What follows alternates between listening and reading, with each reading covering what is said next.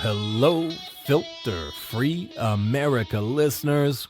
We are back together again. Once again, we are a perfect matching set, host and listener, right? Together, right? That's the perfect set, like peanut butter and jelly, like peas and carrots, like regular sex and anal sex, two things that should always go together as one, right? I'm so happy that we're able to do this each and every episode. Let me tell you about this episode, okay? Guest this time, good guy, awesome guy, Sam Harriman. Sam Harriman. He is the owner and I think you call it like brewmaster, right? Brewmaster of Sisyphus Brewing. Sisyphus Brewing, okay? That is a very awesome brew company here in the Minneapolis area, located right downtown, right next to Target Field. And it's truly, truly one of the best, not only best quality beer environments, but it's an awesome comedy environment. And it's just a fantastic place that if you're ever traveling in the area, or if you live here and haven't been there yet or not been there enough, a place you got to go to and check out. Okay. Now, let me tell you about what we're going to talk about. Okay. The story starts very early in Sam's life. Okay. And it's basically going to take it from him as a kid when he had what he thought was a severe, deadly case of asthma that he later found out wasn't asthma at all. It actually had to do with a mental health issue, basically panic disorder. Okay. Now I know this is starting out weird, right? And you're like, huh? Right? Okay. Well, here's the deal. Okay. Him and his mom had a very unhealthy relationship when they're together. They're a little estranged right now. Estranged right now. And basically what it was, she had him convinced from a very early age that he was near death every day and could die in his sleep from the severe case of asthma that he didn't really have, right? Are you getting where we're going with this? Starts out weird, okay? So we learn about that. We learn about, how that relationship worked or how it didn't work really, and how it affected his life very early on and built up all these mental barriers in his life, right? That kind of held him back and restrained him from doing the things that he wanted to do. Well, eventually he finds out what the truth is and what the true diagnosis is, and that's the panic disorder. And then the story kind of takes a swing from there, and we talk about how he learned to deal with that, right? We talk about medications and mental health treatment that he received for it. But more importantly, we talk about him overcoming fears that were associated with this panic disorder, right? And all these things that he wanted to do in life that for so long he was unable to do, he learned to overcome these panic disorder condition and start tackling these fears left and right, trying to expand his world and do all these things that he's been wanting to do for so many years, right? First part of that conversation leads us to him combating the fear of camping, right? I know that doesn't seem like a big thing, right? But he always wanted to go camping and was always terrified about doing it, all related to the panic disorder. So we talk about that. And he didn't go, just, with a bunch of buddies and go do it. No, he went camping on his own in spite of the fear of his health condition on his own. So we talk about that, overcoming that fear, and the kind of the struggle of dealing with this condition as he was meeting this challenge head on by himself, right? Well, the story gets even more interesting from there because that leads to the next part of the conversation. And that's when he's out camping and doing these camping trips and building up his mental and endurance and his mental fortitude, he discovers his love of mushroom hunting, right? Yeah. So he talks about that. He talks about he's gotten really an in-depth knowledge about mushrooms, especially here in the Minnesota area, but all over. And we talk about that. We talk about mushroom hunting and some of his adventures doing that. And he's had some wild adventures, including an adventure where he's out in like federal land and he finds a bunch of sex hippies out there having a good old time. That's a very interesting story. But we don't stop there because why would you? When you're talking about mushrooms, you've got to talk about psychedelic mushrooms, right? Of course. Well, he and I have both had our fair share of psychedelic mushroom fun. So we talk about that. We talk about, I talk about my trips. He talks about his trips. And it's very weird that we have very similar kind of, I guess, mental arrivals, if you will, from these trips. We talk about that a lot. We talk about the history of psychedelics. I mean, he's got into it deep, so he knows some crazy stuff. And spoiler alert, part of the conversation has to do with witches masturbating. I'm just going to put that out there. I'm not going to tell you what I mean by that, but witches masturbating does come up in that part of the conversation. So hang out for that as well, too. What else? I don't know. Aside from the mushroom and all that, we eventually get to a point of kind of where he's at today, right? How he's overcome this panic disorder, where his mental health is. And we start talking about his greatest achievement to date, and that is building this fantastic brewing operation that he has here in Minneapolis, a brewing operation with a fantastic comedy venue built right inside of it. And we kind of end the conversation there talking about that and comedy and how all that stuff came together. So it's first flush, this may not be what you would think would be an interesting topic, but I always promise you guys, hang in there, give it a chance, because that's what I do, right? I look for the interesting stories and maybe something that wouldn't seem interesting on the surface. And trust me, there is plenty of interesting conversation in this episode. So I think you're going to enjoy it quite a bit. Speaking of comedy, if the name Sisyphus Brewing rings a bell to you, because I've talked about it before, because that was where I recorded my debut stand-up comedy album, Neck Tattoos and GEDs, or The Secret to My Success. Now, of course, you can buy a hard copy of it, or you could buy a download of it, all that. But I just want to remind you guys, it's very easy to get and to get for free if you've already using some of the streaming platforms. So if you want to get my album, Neck Tattoos and GEDs, you can find it on Pandora, Spotify, our iHeartRadio, Apple Music, Google Play, and what's that one? It's called LiveX Live or Live by Live now. It used to be called something else, but that's what it is now, right? But it's available on all those different platforms. Just search for Joey Vincent, Neck Tattoos and GEDs. Subscribe to it as if it's like a subscribe function, or download it, or stream it, or all that good stuff, or do everything. I don't know, do it on multiple ones, because that's definitely helpful to me. Some promotion stuff for Sam and for Sisyphus Brewing. Go to their website. Go check it out. Go see the place that we're talking about at sisyphusbrewing.com. sisyphusbrewing.com. I'll spell that for you. SISYPHUS brewing.com. Okay? I want you to go there. I want you to check it out. I want you to see all the cool beers that they produce. I also want you to check out their calendar for all the comedy shows and events they have going on, okay? If you're a comedy fan or you're a comedian yourself and you're looking for a show or looking for stage time, they have it for you. Every Thursday night they have an open mic show that's free to get into. Again, every Thursday night. And then on Friday and Saturday nights, they have actually full comedy shows in this perfect, and we talk about the venue, and we talk about it in great detail, so you're going to get a really good idea of this place. But it's just a perfect comedy venue. And then on Friday and Saturday nights, there's some paid shows there, but they're very affordable shows, right? I think they only charge $10 right now, or maybe it's 12. I don't know. It's like around $10, okay? Which is a great price to get into live comedy. It's a great venue, and there's amazing headliners that come through there, okay? It's a very small, intimate place, and if you're a true comedy fan, this is the kind of place you want to see live stand-up comedy. You're close to the stage, you're close to the comedian, you can smell the sweat dripping off their bodies. It's fantastic, right? If you're a comedian, you're listening to this podcast, and why wouldn't you? And you want to perform at either the open mic, or you'd like to get booked at a show, what you need to do for that information is contact Corey Adam. Corey, Corey, Adam. Find him on Facebook. That's probably the easiest thing. I'll describe him to you. He's he kind of looks like, if he had like longer hair, he would kind of look like, I don't know, what's that porn star's name?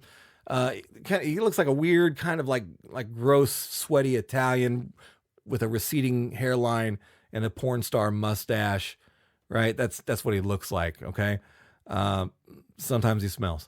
Okay, but his name's Corey Adam. He's a super good guy. I'm giving him a hard time. I love him to death. Contact him, and he's the one that does the booking for the open mic.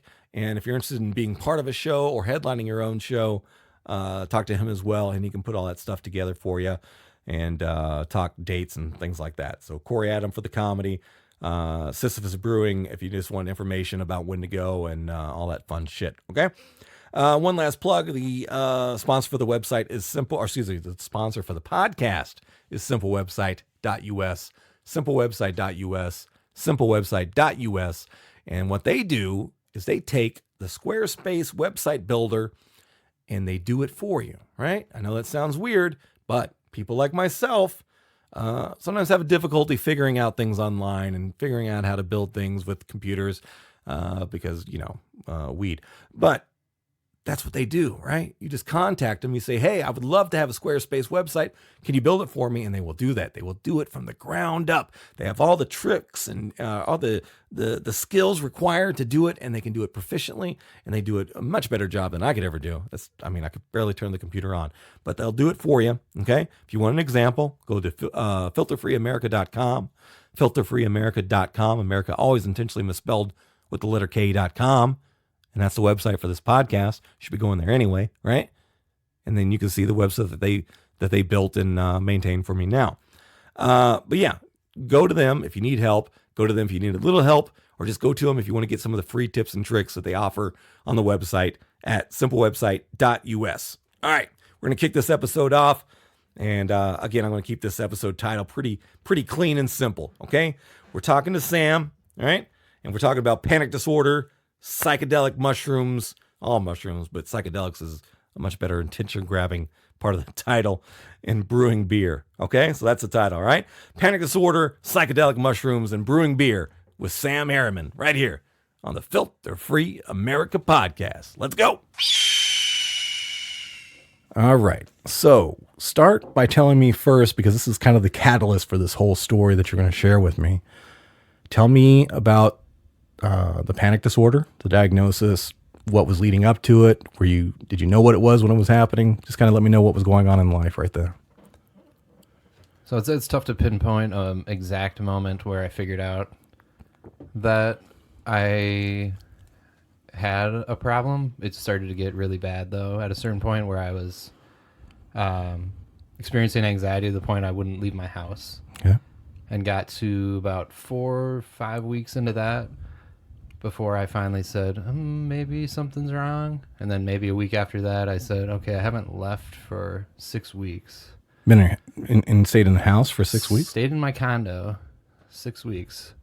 I mean, I think I went to the hallway and threw garbage away, but okay. I definitely did not set foot outside of the compound. Didn't even go to my car. Oh, shit. Yeah, it was pretty locked in. Were you going to work? Were you working or anything, or is this... No, I had quit my job because I was working for a health insurance company, kind of doing training, and my role had gotten very marginalized with some rearrangements at the company or reorganizations. Okay. So I went from having tons to do to having nothing to do, and I suffered through that, and I call it suffering because I was super bored. Right. A lot of people, it sounds like dream job where nobody even pays attention to you and you get paid. And then you browse the internet for 2 months, and then it's like, okay, I have to go in and kill 8 hours with nothing to do. And then they started to let me work from home. Oh, man, that's the worst. And then it was like, now I'm just at home trying to kill 8 hours, and then I'm still at home. And at a certain point, I was just so miserable with that. I thought quitting would kind of force me into a decision, I'll quit and then I'll just get another job. Right. But I just quit and then kept doing what I had been doing, which was just staying at home. Yeah. Well, is there a relationship going on this time? Or are you living alone? Or I was married at the time. Okay. Yeah, she was still working, leaving. She knew something was up and tried to bring it up the way she thought best. Okay. But I mean, then gently kind of suggesting hey, you need to go take a shower and go outside or something. And then at a certain point, she knew it was too much too, and helped me kind of make the appointment and go through the first steps of trying to turn my life around. Was there any, and I'm just guessing, was there any kind of tragic event or something that happened prior to this So what I realized once I started going to, I mean, this was months and months into therapy, probably 6 months into therapy. Okay. I realized, so I had thought I had asthma Okay. my entire life. I kind of have a crazy mom who really clings on to medical things. Yeah. And for me with her, that was a way of her coping with her anxiety, which was worse than mine probably ever was. Okay. But as a kid, and I was 24, 25 when I was going through this extreme panic that I was experiencing and social phobia. I hadn't really put it all together yet. I still kind of viewed my parents as parents and not as adults, which is a weird transition that I think most people go through at some point, Right. where they stop like putting their parents on that pedestal.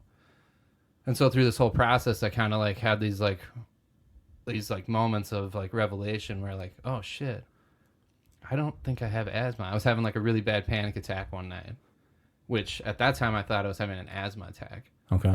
And I said, wait a minute, what if this is just a panic attack? This isn't an asthma attack. What age is this? I was like 24, 25. Okay. And I was like, look, I'm just going to not, because my normal response would have been like, find my inhaler, use my inhaler. And this is something I would have done 2 or 3 times a day Right. from basically 8 years old up until this point, where this one night I decided I have to challenge this assumption that I'm having an asthma attack right now. This could be a panic attack. This could be what we've been talking about in therapy and whatnot. And sure enough, just like waited it out, basically. Didn't die, and said, holy shit. So It's possible I've never had an asthma attack in my entire life, that I was having panic attacks. as far as the asthma, did you go to a doctor for asthma? Were you prescribed whatever the breathing shit is? You get all the inhalers. I even went to asthma camp when I was 8 years old. You faked your way into asthma camp. So how does the doctor misdiagnose? Is that... Well, so I think my mom is a very strong force in a doctor's office. Okay. But also the way I was experiencing anxiety and panic attacks in social situations Okay. would, with a doctor, Translate. show the same way. Okay. So like, they give you the test where they like put the thing on your finger, and I never had like low blood oxygen ever.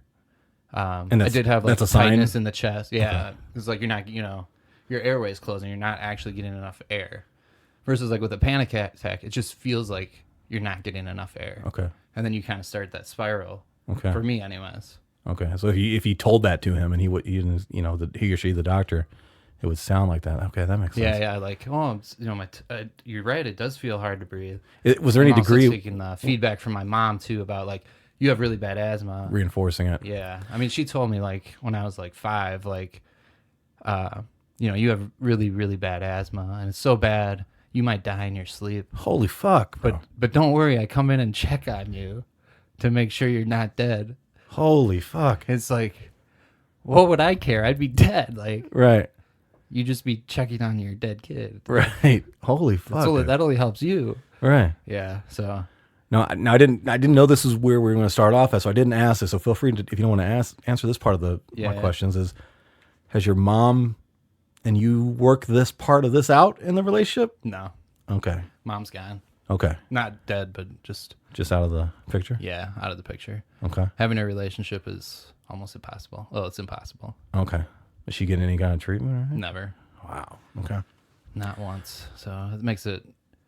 We did go to one counseling session together one time, and that lasted maybe about 15 minutes before she yelled at the therapist that we were all against her, and she stormed out of the room.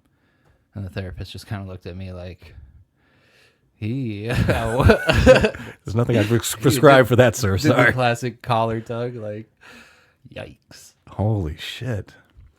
How are you dealing with that? Is that a thing for you? I lost my mom when I was very young because of death, and sadly she was kind of physically abusive, not like emotionally or mentally abusive. Well, I guess maybe some mental shit too, but it was literally like 6 days before my my 5th or 6th birthday. Dang. So I didn't really have a lot of bond there, and a lot of stuff I remembered as negative. So it doesn't really, like right now I don't really look back like, oh, I miss my mom. It's just, it was a thing. Do you have any emotional loss there? Do you feel any kind of frustration from that? For sure. I'm a huge proponent for mental health treatment. We'll probably talk about it when we get to the Sisyphus point, and the reason I named Sisyphus Brewing Sisyphus is because of my personal struggle with depression and anxiety. Okay. And trying to be sort of this beacon to be like, it's okay if you experience anxiety and depression. Is Sisyphus a reference to something other than? I thought it was a Greek myth. Yeah, Greek mythology type reference. The French philosopher Camus. Okay. He was like in the 40s. He died pretty young. I think he died in 1960-ish. Okay. He wrote a short story called The Myth of Sisyphus, where he interprets mankind's presence on the planet as the story of Sisyphus. Okay. So we all look to the world for meaning, and the universe is a cold, indifferent bitch that will never assign us. It's just that's not what the universe exists for. To say to an individual person, this is your meaning and this is yours, or even just overall for humanity, like this is humanity's purpose. Right. So he equates, the human struggle as Sisyphus, the universe as the rock, and sort of the confrontation between those two. He calls it the absurd, that we'll always just keep pushing on even though we'll never get this never-ending thing where after that doesn't exist. Now I've definitely got to read that now because it all sounds like something. It's a good read. I mean, it's like 3 or 4 pages. Right. He was a philosophical writer and then also a novelist. So he would kind of jump between the two. And that one's definitely more of one of his novel-y kind of story ones, Right. where you can pull out of it what you want. But Okay. That might be something that might be right on time for me to read right now. So tell me more about when you experience the panic disorder and the attack, because I'm very unfamiliar with that. I've heard of it. I know what it is. But, and to be honest, earlier in my less giving a shit about other people, I was like, that sounds stupid. It sounds dumb. Just fucking shake it off type thing. Right. And with maturity, in time, and now I realize it's a real thing because I've been around other people and I've experienced it myself. But, can you tell me what it is? And also, can you describe to me, as you experience, what is a panic attack now that you recognize it as being a panic attack? I think it can depend on the situation and for each individual, but the biggest way to summarize it for somebody that's unfamiliar is it's your overactivity of your fight or flight nervous system. Okay. that you're, and some people with panic and anxiety do go the fight method. I was a flight person where everything's, I'm scared right now. I'm over aroused and that's scary. I need to get out of here. And then you can get into the kind of the mental loops, which I did, which was my chest feels tight. I can't breathe. Oh my God, I can't breathe. I'm going to die. I need to breathe. Wow. Things like that. Like legitimate death? You I felt... thought I was going to die. Wow. Many times. Basically daily until, for sure from middle of high school, kind of 10th grade, really got bad and then stayed that way through. But I kind of came up with these weird coping mechanisms that allowed me to, I called it asthma. Okay. I'd go to the bathroom and take my inhaler, which is a legit panic attack coping strategy, is remove yourself from the situation, kind of self-calm, go back into it. Okay. And for whatever reason, for a long time that worked until it didn't work. Right. What would be a very common experience that the most people would have that would trigger you into one of these states? What's the going to Target, things like that. Is it just being around other people? Is there maybe you don't know, or maybe it's just... Yeah, for me, it's for sure people. It's social situations, social interaction. Public, being noticed, things like that. Is there any rationalization going on in your head as you're experiencing this? I can't go there because of A, B, and C, or A, B, and C is going to happen. What are you telling yourself in these kind of states? Yeah, I can't go there. It sounds really uncomfortable. I'm probably going to have a panic attack, or I'm probably going to freak out. So I'll just not go there. Okay. Did you ever have an experience out in public where you had a panic attack and had a physical or obvious reaction where other people took notice and you just kind of had to flee the scene or anything like that? Not that jumps to mind. I think I was always pretty good around people that knew me or whatever, of putting on a very like stoic face of everything's fine. And if asked, but internally it may be just going crazy in your head. Just losing my mind, kind of looping out. Nothing I can't really think of a time where I for sure. I'm notorious for leaving social gatherings without saying goodbye to anybody. I'm just like, yeah, that's enough of this, and I need to go right now. Like you make the appearance and you shake everybody's hand and you just shake their hand and then sneak the fuck out and let's go. Nobody will notice I left. I think I do that now. I do. I really do. That. Because because my girlfriend, she gets mad at me. It's like, okay, let's go. She's like, well, I want to. I was like, come on, no, let's just go. Don't you realize it's another social interaction if we have to go back and say goodbye to everybody? Right? Yeah. Holy shit, dude. I'm learning too much about myself so far. So, let's jump ahead now, and you'd already told me that you were trying to experiment with getting through what you thought was an asthma attack, and you thought it was a panic attack. What was the next move from there?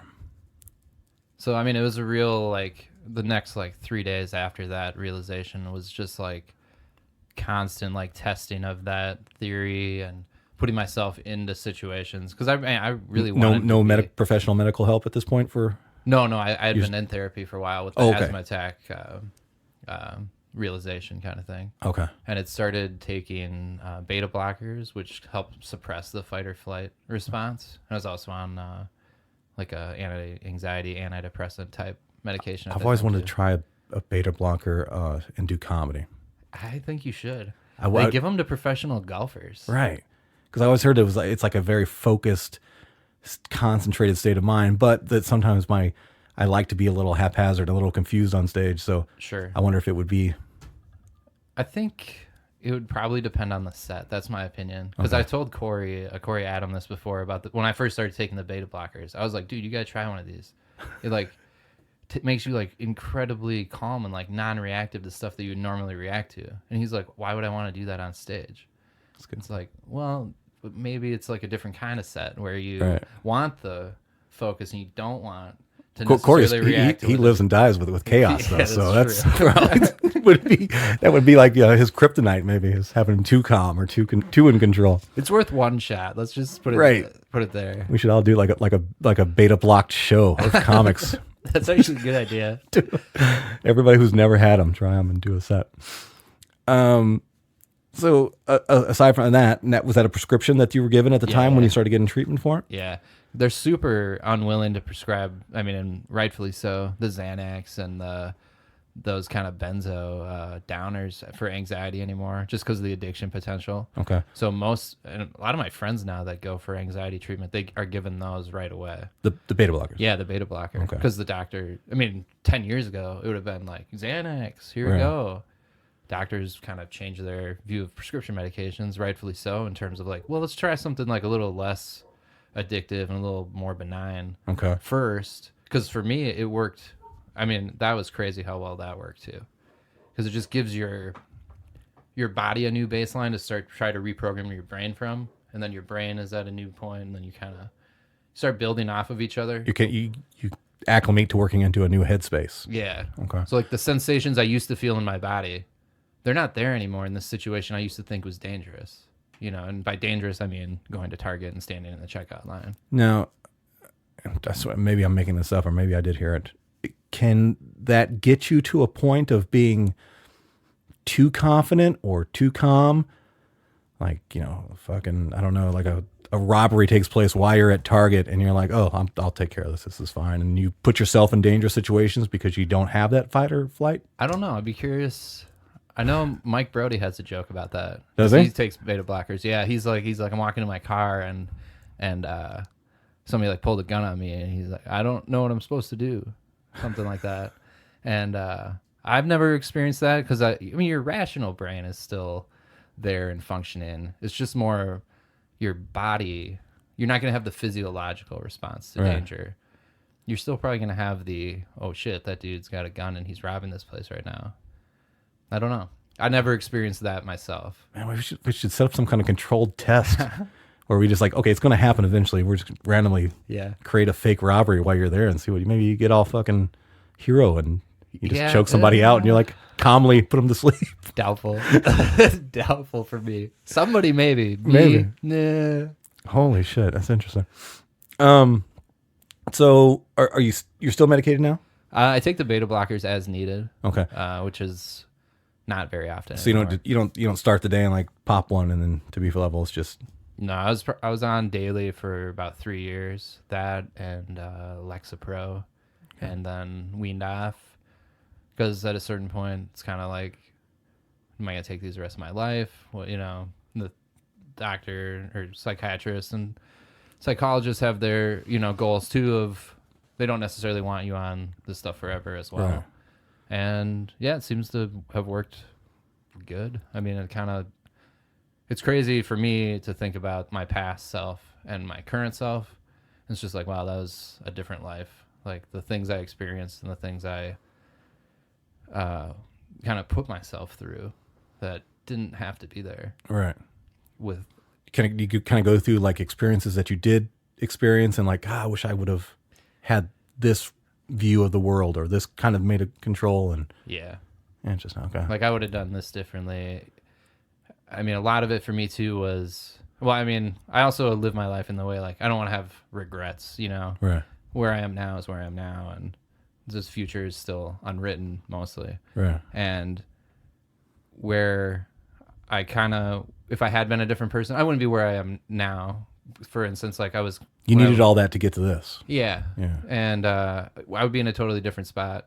Would it necessarily be better? That's not something I would ever Right. consider or weigh. But like when I was going to college, I went to the college my mom said to go to. I majored in what she told me to major in. Had I done what I wanted to do, I would have moved out of state. I would have majored in something different. I probably would have got a job right away that I liked rather than getting a job that was like, okay, this is it for 40 years and then I retire. Like, sounds like not the plan I signed up for. Right. Makes sense. Any bad experiences before we move on from here? But with medication, did you, as far as when they're experimenting with or have you doses? taken the like antidepressant and anxiety stuff? For a very brief time, I was being treated for depression, and there was, I want to say there was 2 or 3 different ones that they kind of experimented with. I know one of them for a fact was Wellbutrin. Yeah. Am I saying that right? Yeah. And there was 2 other ones, and I think I took them over the span of, I think this was like a 2-year window. And I got to the point where it just, I didn't feel anything pro or negative, and I just stopped going to the doctor and just stopped taking them. Sure. And I didn't have any, not that I recognized. I mean, I may have been a fucking asshole and not even recognizing. I think I still am today. But I didn't have anything negative there. But I can't tell you how I was different. Sure. I smoked a lot of weed around that time too, so I don't know if that was... I also smoked a lot of weed at that time. So who knows what the truth was, what was going on. I also was doing a lot of ecstasy around that time too, so nice. Who knows how... Yeah. Who knows what was doing what? Right? Maybe altogether it was really perfect. Who knows? The first one they put me on had a lot of sexual side effects. Okay. Like in terms of like not being able to get an erection. Oh, the bad kind. I was like, oh yeah, right. Yeah, no.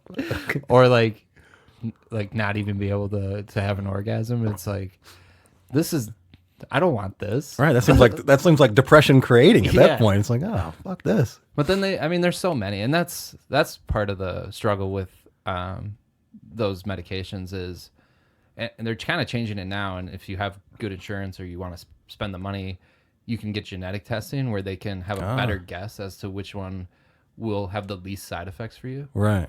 And it totally makes sense. I mean, they're going to look back at the way people prescribed antidepressants and anxiety medications 50 years from now and be like, oh my God. It's going to be like fucking bloodletting and leeches, man. Exactly. It's going to feel like they gave you what? Yeah. For how long and how many milligrams? Yeah. You're a fucking brick. Jesus. I mean, I know we're getting there, and it's just one of those things, though, that like you're talking about more doctor's appointments for somebody that is already like, for somebody like me, like, I don't want to leave the house. I don't want to go talk to somebody about this thing that's inside my head. Like, leave me alone. Right. And that, I think, increases the challenge. Although what I do find interesting is now there's like, I mean, I don't know if you get the Facebook ads for them, but like you can, I mean, it's really blowing up with the Viagra. Right. And I'm probably going to get more of these ads now after I just let on. That Yeah. We're once it's spoken into the world, the fucking tracking system just seeks you out. Well, you know, you can just do the online doctor. Right. Like I got an ad for one today where it's like, if you don't feel like going to the doctor for your antidepressant prescription, we'll do an online diagnostic right here. And, you know, so it's not that far of a step away from like, well, you just mail in your saliva first. Then Right. you know, then they send you what fits your DNA the best. No shit. That's crazy. I wonder what's the maximum kind of drug that they'll do via I don't know. online. I don't know. It's like, I don't think you're going to get like a bunch of fucking oxycodone sent to your door like that. I don't think that's going to happen. Probably not. It probably depends on the whole like FDA classification of drug would be my guess. Right. Because like Viagra, I think they've like really dropped that one down. Right. And like now it's like, yeah, whoever wants this stuff, Right. come and get it. It just comes with a 6-pack of beer now. Just Yeah. here you go. So you're getting things under control. Your life is changing.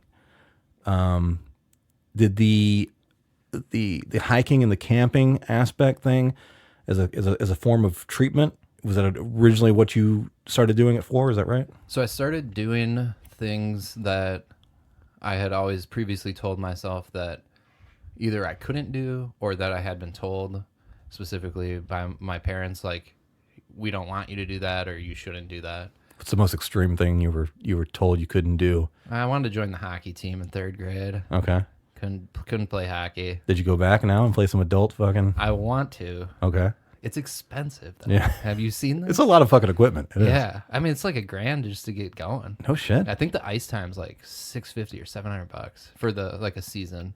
So like I look at that and then it's like, then I got to go out of the equipment. Right. And then I keep like pushing it back. But it's definitely, I'll do it at the age where in the 2nd game I tear my ACL in a comical fashion. Like, Right.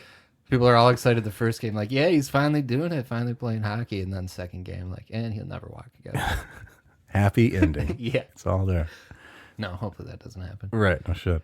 But yeah, I mean, it's basically there was like a filter that my brothers and I had to go through for anything, which was my mom. Like, you want to do anything, it had to be approved by her. And like, I wanted to play drums. She signed me up for piano lessons. I wanted to play hockey. She was like, how about figure skating lessons?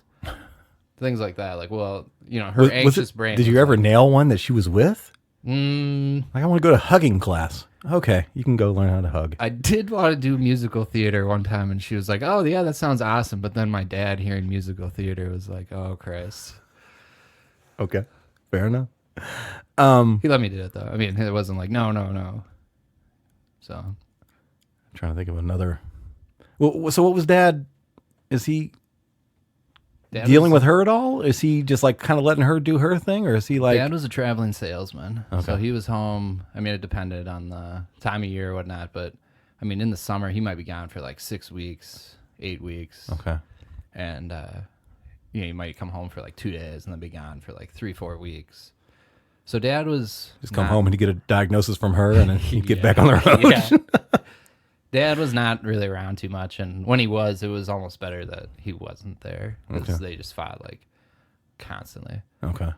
So it that might was- have been a contributing factor to her situation. And Yeah. okay. Yeah. Makes a little bit more sense. So one of the things you want to do was go out, do some hiking, do some camping, right? Yeah. I always wanted, you know, I always loved nature. Okay. Like biology was kind of one of the things I loved the most, like especially in like high school. And then Are you Minnesota born? Are you from here? yeah. Okay. From so, like near Monticello. okay. area. So you were born in nature. Mhm, Okay. Exactly. Grew up on like a hobby farm too, so Oh, it dope. was kind of nice. We had like the ability to like go outside and explore. Kind of, we had a lot of animals, so that kind of connection for sure helped. Right. But definitely was way too. With my anxiety, I would never been able to camp. I would have for sure bailed on. If I got out there as soon as like when sun went down, I would have totally freaked myself out and been like, I gotta get out of here. Would it be like a fear of not being able to survive out there, or something attacking you? What was the? Yeah, probably the fear of like somebody coming into the tent and murdering me. Okay. That would be probably specifically what I had been taught up till that point that would happen to somebody camping by themselves. Really? Yeah. That's what they told. Okay, Yeah. that's pretty extreme. Yeah. Um, Death was lurking around every corner. of my I'm house. sensing that. I'm seeing. My brother and I still like joke about it. He's like, he'll be like, because he still has a relationship and talks to my mom. Okay. He moved away though, so I think that the helps. distance helps. And he's like, yeah, You can just hang. That's how I am with my dad. I just hang up the phone when he starts talking shit. So he's like, I talked to mom today. She still reminded me death lurks around every corner. Like, sounds like mom. What was the weirdest thing that she warned you about as far as death goes? I mean, the dying in your sleep, that's pretty extreme. That but one was extreme. is there like you can't go to the pool because you're gonna drown or something like that, or Oh yeah, I mean, you name it, it would be everything? everything. Like driving after 9 p.m. You know, like we had to be home by like a certain time because like, you know, so and so their kid was out driving and their kid died, and I don't want that to happen to you. So, Wow. Okay. I mean, yeah, it's not even an exaggeration to be. I mean, she used it as like a method of control, of fear, you know, and it worked for me, you know. Like I totally believed you know, what she was saying. Like, oh shit, I don't want to die. But did you ever question it? Like, did she say something so outrageous? You're like, hey, wait a minute. As I got older, yeah, Okay. but not, you know, those early years. And then she's kind of already laid the groundwork where you're like kind of like her little bitch to like just go along with what she says. Right. Because like if you question. I mean, you can't do that. Then it becomes a whole thing. It becomes just easier on you just to like, okay, sure, mom. Yeah, I'm just this flat road. You could just roll right over me. Gotcha. No bumps here. Right. So the camping thing, did you talk to a doctor first? You like, hey, are you talking about as far as your or therapist you're talking to? Talking to my therapist, yeah. And was it a difficult thing to build yourself up to at that point, or do you just like, I'm just gonna fucking jump in, see what happens? Yeah, I just went for it. Okay. Yeah, I mean, I did a bunch of research, which helps somebody with anxiety too, to be like, ooh, I get to like look up all these things on the internet and like read about things and come up with a plan. And I learned that, you know, like kind of my anxious brain, like that part of it, where you get to make your checklist and like make sure I bring everything with, so I'm gonna have a successful. So you took a very analytical approach, going through all that stuff, Very and then kind of breaking down these barriers of things that would. Okay. God, I relate to so much of this shit. Was the first time? Are you going with somebody, or are you going by yourself? I went with my dog, Okay. who was a puppy at the time, and we. That's ball. See, I'm not scared of much. I don't know if I'd go camping by myself right now. Really? I've been camping as a kid, younger, and I want to do it more. Right now it's just limited of time, but I wonder if I would go like out in the woods somewhere by myself. It's definitely weird the first time. I mean, the more you do it, you know, especially if you start going to the same park and you kind of get familiarity with it. And, Right. you know, it starts to become a little smaller world. And yeah, I mean, the first time I definitely was like in a more of a roused state, just be like, I got to get a fire started, because if I don't get the fire started, then it's going to get dark, and then I'm going to like be scared, you know, like I got to get this big fire going. Right. And now, I mean, 6 years later, I'm just like, wow, starting a fire seems like a lot of work. I'm just going to go to sleep right now. Right. So that first time, is it a lot of anxiety, and then you're going down your checklist, you're starting your fire, you're doing all this stuff, and is it just slowly you're easing into it, and do you feel pressure just kind of lifting off of you as you do it? I would say the pressure was lifted the next morning. Okay. You survived the night. I made it. Okay. It's light out again. I know the car's. I mean, I kind of knew the car was, you know, a mile away. Oh, wow. But okay. The whole time. So it's not like I was like, oh, what if I get lost and I can't find the car again? You know, that kind of thing. Are you doing things like constantly checking your flashlight just to make sure it still works? Headlamp. Oh, yeah. Yeah. Make sure my headlamp's still working. Gotcha. So the first night, did you sleep easily? Nah, I wouldn't say easily. I definitely slept, but a lot of tossing and turning. Okay. And that's another, you know, the more nights you spend out in the woods, the easier. The more you kind of acclimate to Yeah. the environment. Now, was this just a single night, or did you go out for multiple nights? Just one night. Okay. Yeah, just one night just to do it, you know, just to get that under my belt. And let me guess, you Chalk were it off as a success.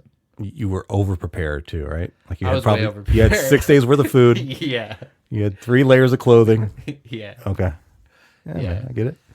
And then also in the, so kind of like you get into the process of it of like, whoa, okay, I didn't need that or that. I didn't even touch that. Right. That never came out of the bag. But I forgot. I only need like 1 or 2 of these 12 guns I brought with me. This is good. And then you realize kind of your skill deficit is kind of where and that's what really, that and mushroom hunting were like the 2 things that like sucked me in more and more is like, so like starting the fire was like huge struggle. Like I did it the worst way possible. Rubbing 2 sticks or matches or what are you doing? I had a lighter and some like kindling and stuff, but the whole like, if you've never started a fire out in the woods where you're just like harvesting the wood from the ground, it's a different ball game than like having like a ball of newspaper and some dry firewood that you bought from Holiday. Like that stuff goes up. You're cheating. Yeah. At that time, yeah. This was like, I think it had just rained the day before. Things were pretty damp. Took me forever. I probably spent 2 hours getting the fire going. And at a certain point, it was like, I just had it in like a mild flame. It wasn't enough to burn like a log yet. It was just burning like small kindling or like leaves and things like that. And you can, if you're not prepared, which I wasn't. What time of year were you going? Was it? I think this was in like November. Okay. So it got chilly. Yeah, it was getting chilly. Yeah. Yeah. It was kind of like one of those warm, weird Novembers though. Right. So it wasn't like super cold. But yeah, kind of hung out in that this fire is like going, but it's not going to burn anything for a long time. And then I was like scrambling, like running to the woods, finding more things. And like now I know, get it all lined up. Right. Get it ready to go. Gotcha. So first camping trip is done, right? And what's your next day? Is it a sense of accomplishment? How are you feeling? I was feeling pretty good. Right. Yeah. I was like, it was like a really pat myself on the back moment, which is something that's kind of new to me too, which is like rewarding myself or like feeling good about something that I should feel good, Exactly. So I listened to my brain that said, you want to go camping, go camping. I went camping. I liked it. Right. And now I know it's a lifelong hobby. So how, after that first night and you're back and you come back to the city or wherever you're staying at, is it something you're carrying with you now? Do you feel different? You're like, oh man, I've got this sense of accomplishment. I've defeated this fear that I've had. And was it something that it changed you immediately? Like the first night? I knew, I wouldn't say, it's hard to say changed for me, I guess I'll say change. It changed me for that reason in that kind of became the catalyst for me to start saying to myself, hey, if you want to do something and your brain's telling you, or you're telling yourself you want to do this thing, you should just fucking do it. Right. And that became kind of like the snowball that led me to starting my business with Sisyphus Brewing. Just that whole like follow what you want to do. Right. Take the risk. Yeah. See what you can do. So part of this discussion we're going to have is a new part of the hobby or the camping part of it component that you came up with as you were there was your interest in mushrooms and mushrooming and all that. I'd like to say obsession. Obsession. Not interest. Obsession with mushrooms. I'm obsessed with some mushrooms. Yeah. That's for sure. So tell me how that started. Where were you at? How many times have you been camping? When did this start becoming a thing to you, and how did that progress? So that first time I was out, I had kind of noticed some that were like right near my campsite. Mm-hmm. And I just had the thought of like, and I think this is like kind of like the comedian's brain too, where like you see something, you notice it and you're like, I don't really know anything about that. Right. I want to know more about that.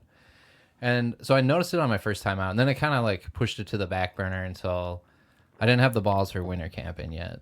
I do that now, where I'll go out in the winter. Here? Holy shit. Yeah. What's the coldest temperatures ever been when you've been camping? 0 degrees Fahrenheit. Fuck that, dude. Yeah, it was. I would say that one was it was a moderate struggle. If you can fall asleep. Were you prepped for that one? Did you bring enough? I brought enough. Enough clothing and. Yeah, I mean, I wish I had maybe a little bit thicker of a sleeping quilt. Right. But Did you bring your dog? Was your dog like, fuck you? I don't want to do that. My ex-wife has a small dog. Okay. That's like kind of lap dog size. Brought that dog. She was. Because then you could just eat the dog if things go really bad.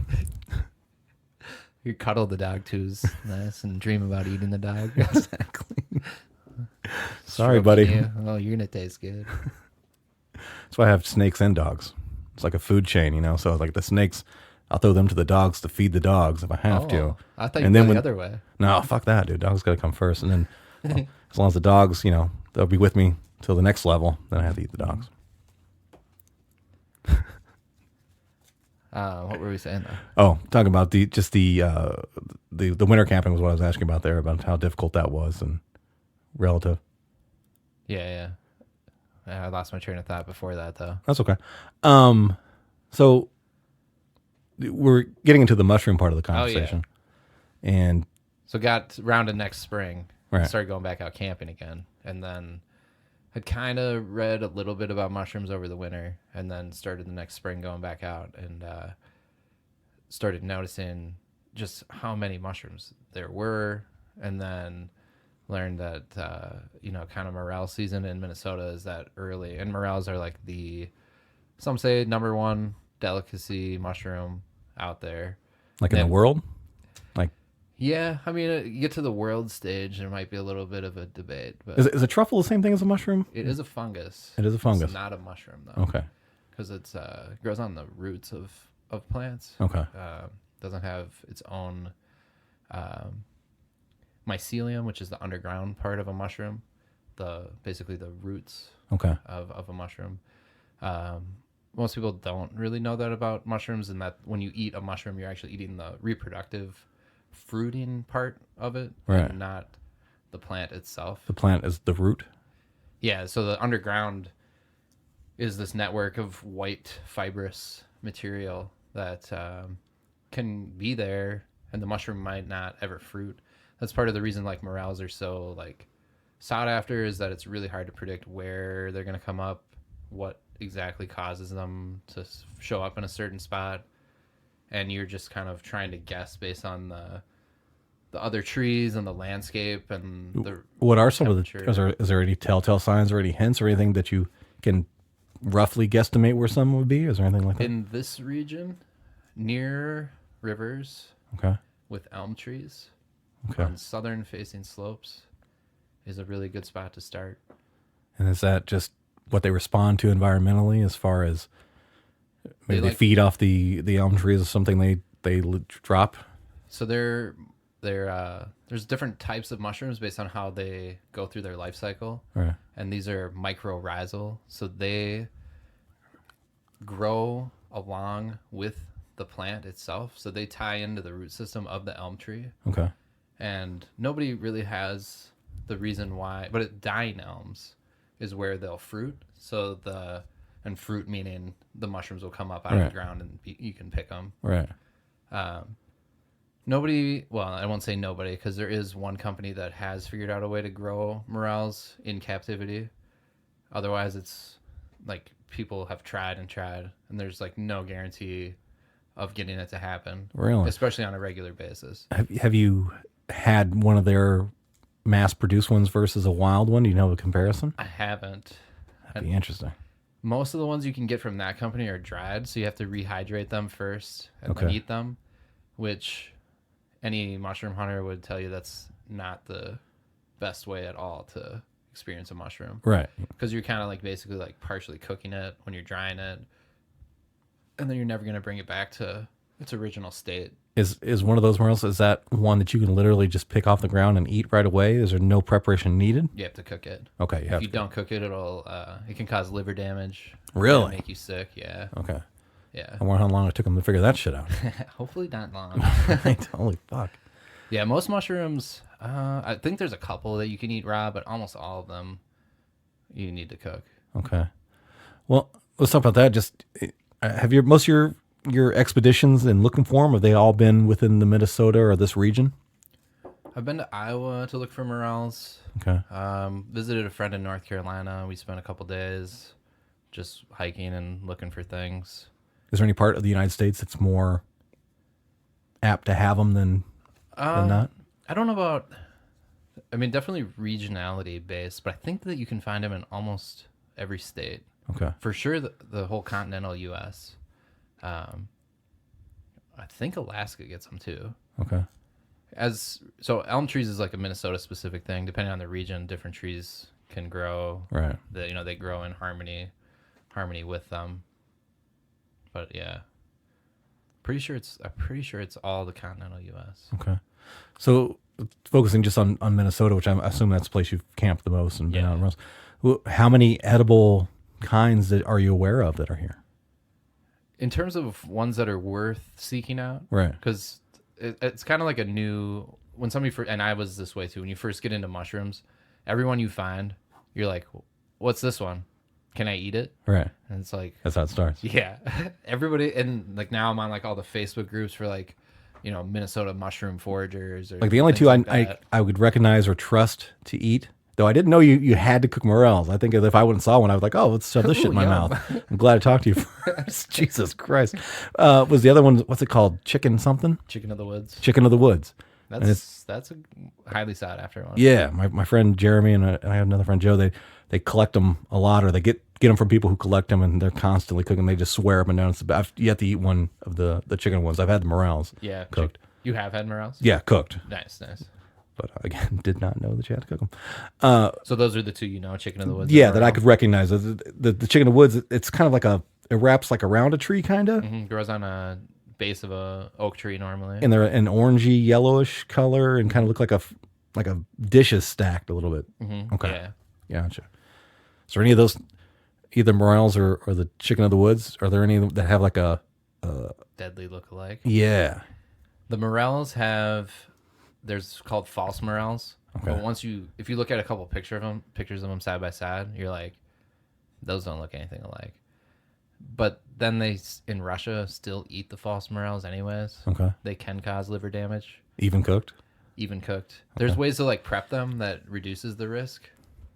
And in Russia they're crazy about mushrooms. Right. So they'll eat Just way chase more it with a bunch kind. of vodka and you're fucking good. Yeah. Good for the liver as Right. well. Holy fuck.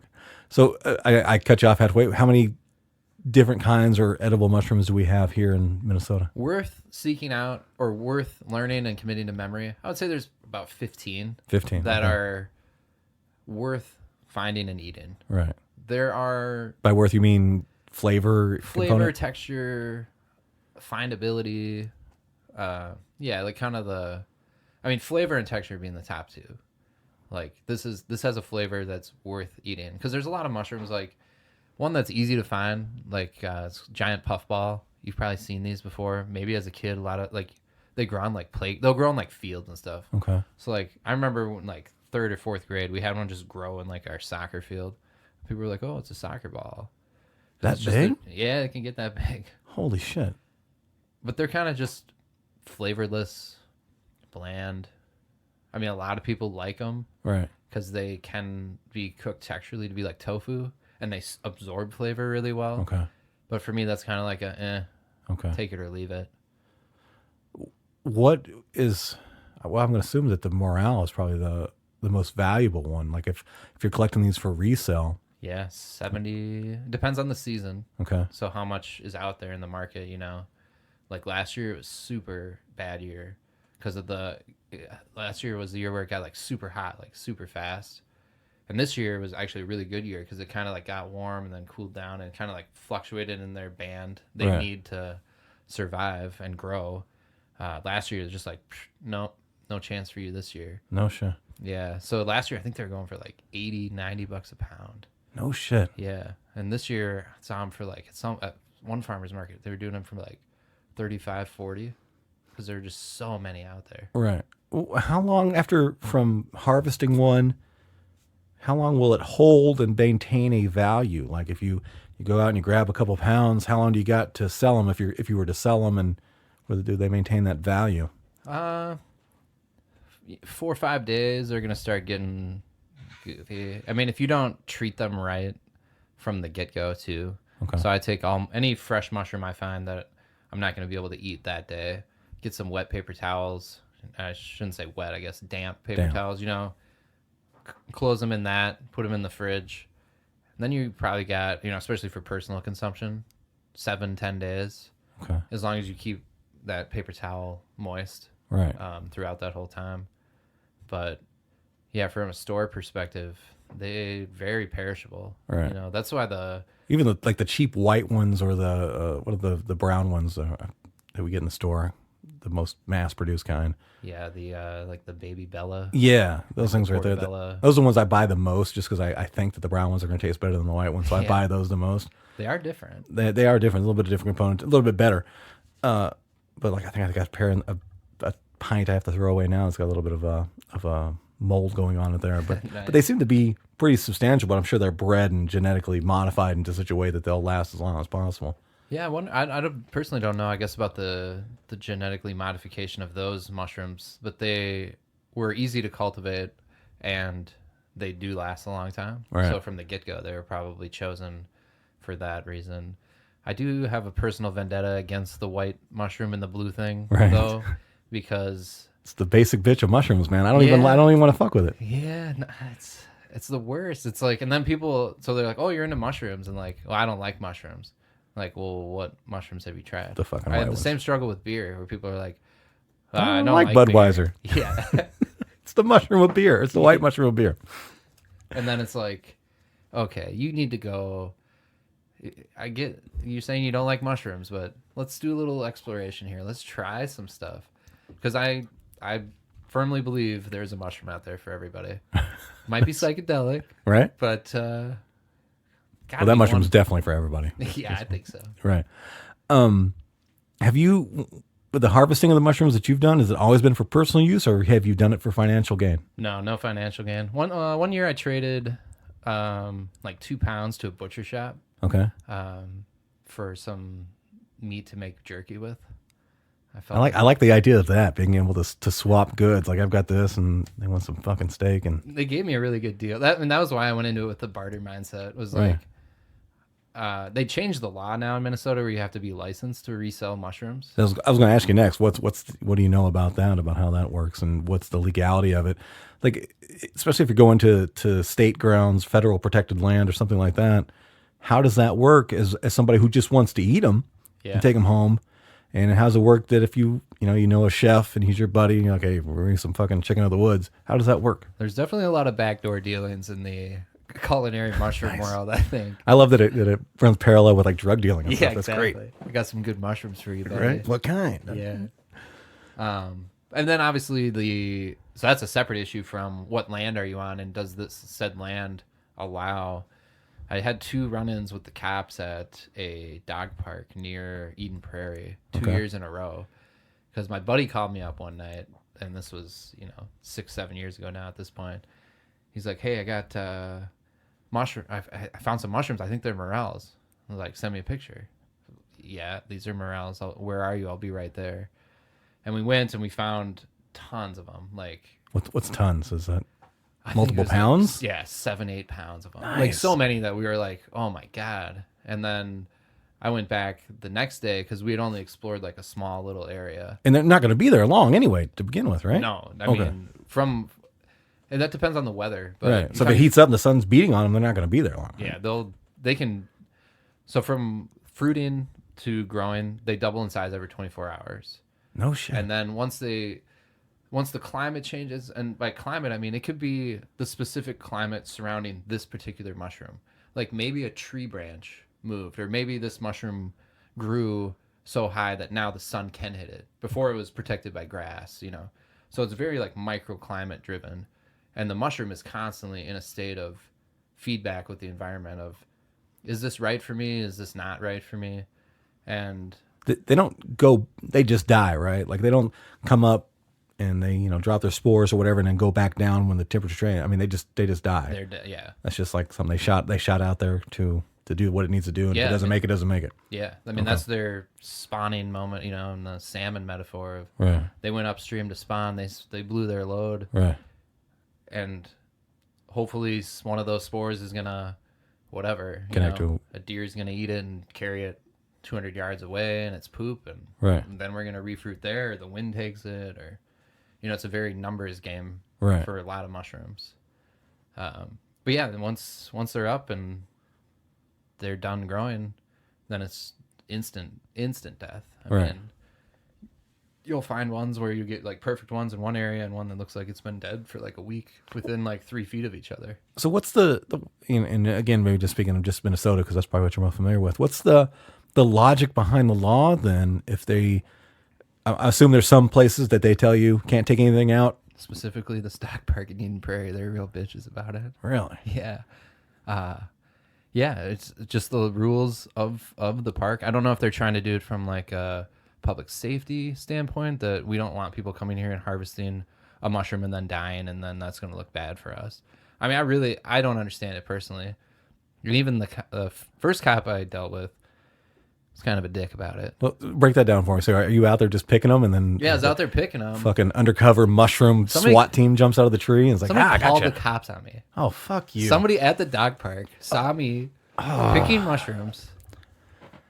I didn't have my dog with, which the next time I did bring my dog with, still got the cops called on me. Did somebody talk to you? Like somebody there talked to you? Like, hey, buddy, don't be doing that. And do you know who it was? Nobody said anything. It was Eden Prairie. Fuck you, Eden Prairie. They Jesus just called Christ. the cops, and then they scrammed, and they said, let's let the cops deal with this. And the dude, the first time, was like dick about it and was like, oh, you don't even have a dog here. You know, we discourage that, and you're not allowed to collect anything from the park and remove it. That's a law that went into effect last year. You should know. I'm just picking up dog poop, sir.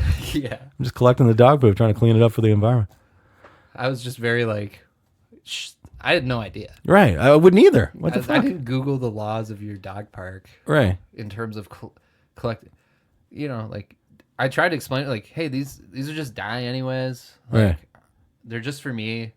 Cops aren't really big on logic. It's really He not. did let me keep them. Really? Yeah. Okay, my I apologies. thought he was then. going to take them, Okay. but he was like, well, Because that's what they do with weed. They well, Yeah. They let you keep they it now? don't let you keep the Oh, weed. shit. They take the weed. It's not like the mushrooms, apparently. So, did he warn you as far as what the penalty could be? Is this an arrestable thing? Is this a I ticketing think it would thing? have been a ticketing thing. I didn't ask, and he didn't say. He just said, don't, now you know, don't come back. Don't collect anything. And then so immediately next year. God, what kind of world do we live in? Because it's a morale spot. Right. Well, Oh, so yeah, you know they're there. So I you know can- they're there. And I can guess the time. Right. You know? And now I was like, well, I'll just bring my dog. Right. I'll look less suspicious versus like a dude just wandering around with a bag. Or instead of dog, accomplice, because he's in on this now. I did try to train him for a little bit to sniff him out, but Oh, nice. never went anywhere. Okay. And then, the second year, somebody again called the cops on me. Said, Get the "Somebody's fuck out of here. That dude was cool, though. He was like, somebody called. I had to come out here. And luckily, there was no, like, I mean, neither time did they, like, take my ID or, like, know who I was or, That's the white superpower there. Just Yeah, keep it real now. If you were some black dude out there picking up mushrooms, you'd probably be in cuffs right now. Yeah. What kind of mushrooms? Yeah, no shit. Either one. And he was like, yeah, I think it's dumb. I'm a hunter. He's like, I'm a hunter myself. I Okay. just found 4 pounds over here the other day. And like, well, I hope it wasn't on public land. Right. Bastard. Right. You gotta blackmail him now. Who are these assholes that have this much time to fucking? White Eden Prairie women. Was there like an apartment complex somewhere close by where they No, had dude, to? this thing's like out in the middle of nowhere. It's crazy. It's like so remote. And the cops, they got nothing else to do out there. It's like, okay, yeah, somebody's out there harvesting mushrooms. We'll be right there. Holy shit, dude. That's insane. Just that part of it is just insane that anybody would even make the phone call. Like, you should have get like a file to get the phone call that was called in if you want to hear that. I just want to hear the call. Look, there's a guy out there and he's picking delicious mushrooms off the ground. You got to come out here and shoot this guy. Do something. Public record, right? Do you Yeah. think I can still track it down? I don't know, man. If it happens again, jump on that right away. I still go back there. Right. I haven't been scared away yet. I want to go there just to be a dick and be indignant about it.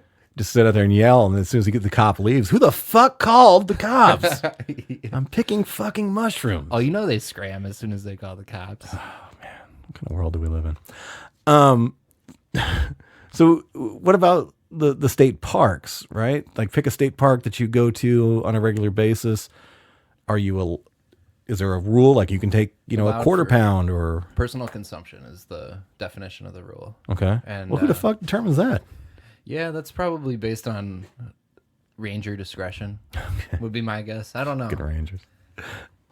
And then there's state forests, which have way more lax rules. Like those you can go and harvest a larger quantity for resale. A state park is different than a state forest. Yeah. State forests are way less regulated. Like you can even go hunting in a state forest and shoot a deer. And when you say state, it's still state regulated, or is there any of Owned these? by the state. Okay, so is any of it, is it crossover to like federal guidelines versus state guidelines? So the state park system is its own kind of system. Okay. And then there is obviously national parks and that's national federal. forests, and those are federal. And the rules between a national park and a national forest also differ. So like I think all national parks, dogs aren't allowed. Okay. But there might be a couple exceptions to that rule. But then in national forest, like you can bring your dog and you can also just camp wherever the fuck you want. You can just be walking through the woods and be like, oh, those 2 trees look cool. Right. I'm going to camp right there. That's under the theory that that's our shit. We own these woods. Yeah. And It's the purest form. Even the state forest and the national forest, in my opinion, it's the purest form of what the national land system was designed to protect. At least what they haven't sold off to oil producing companies yet. Yeah, and they sell off more and more every year. Yeah, you can go buy a piece on the auction sites if you want. It's insane how quickly that's disappearing. So how like when you leave a state park or a federal park or national park, is there like they ask you like, hey, do you have a bunch of mushrooms, or do they do they have mushroom sniffing dogs? Is it like crossing the border from Mexico or something? You would, unless they found or ran into you while you were hunting. Okay. I mean, especially at the state parks, they're so underfunded nowadays that in all of my camping excursions, and I mean, I honestly now prefer the state forests because they're free. Right. They're wide open. You can do whatever you want. But I've ran into a ranger maybe like 2 out of 15 times that somebody's there and actually staffing it. Otherwise, you just like pay online now, show up, go to your campsite. No shit. Leave. Yeah. I mean, it's a lot of money to pay somebody to kind of be sit there. and do not a whole lot. What about when you've been out and you're in the camping environment or out hiking and working around? How often have you ever ran into a ranger or somebody just fucking out there chilling? One time. And it was actually a really funny story. I was walking into the woods. I was going camping one day, and the ranger was like walking down the path towards me, and I gave the ranger a like, hey, how's it going? And he was like, ugh, like that, and like rolled his eyes. Like, really? You're out in the fucking beautiful forest and that's your reaction? You're having a bad day in the woods, Yeah, sir? and I was really? like, oh, okay. Yeah, sorry, bud. Right? Everybody hates their, it's the proof right there. Everybody hates their job eventually. Well, then I walked probably about another like 200 yards, and you had to cross right by the group campsite, where it's like huge open. You can reserve it for like one group, but it's got enough for like 15, 20 tents to be there. And there was a hippie commune. I don't know if the right way to describe this group was, but there were like topless women weaving baskets. There were like girls with like the ribbony rainbow thing. Did you see this after you ate some mushrooms, or is this before? Before. Okay. And is this a permanent encampment, or just... No, they just rented it for the week. I was going out on a Sunday, so it was like Sunday afternoon Right. that I ran into this ranger. So I was gonna stay Sunday to Monday, but I'm sure they had been there Friday, because you can reserve it for Right. whatever you want. I think up to like a week. But yeah, they were there that you know, doing weird shit. Like I was like, oh, that's why the ranger's been dealing with these guys all weekend. Okay. That's why he hates his life right now, is because He has to go keep track of the hippies. Yeah, Make sure they're not over there having too much fun. I don't know if you guys can be toplessly weaving up here. You know, again, I don't know. Did you interact with them? I did interact with one gentleman. Again, down the path, probably about another 100 yards. Did he have his mushroom covered? Was he? Yeah. Okay. Jeez, how natural it was out there. I saw him from a distance. He was like grasping a tree trunk and looked very panicked. Like was like scanning everywhere, like, you know, looking around. And as I got, Was he right near the pissing or path. something, or was he? So like, then I noticed him like, so he was looking at the tree, and then he'd like look at the ground, and then he'd grab like a branch off the ground, and then he would like grab another tree. And as I got closer, was tripping. Yeah, he was tripping big time. Holy shit. So I got closer to him, and I was just, I had to go like right by him, and we like made eye contact, and I was like, "Hey, how's it going? If I let go of the tree, the world dies. If I let go of the tree, the world dies." Just like 4 or 5 times right in a row, and like, okay, I'm going. Well, thank you camping. for doing that, sir. 'Cause Yeah. we need the world. So My friend said I should have gone back up to him and been like, "Hey, man, God here.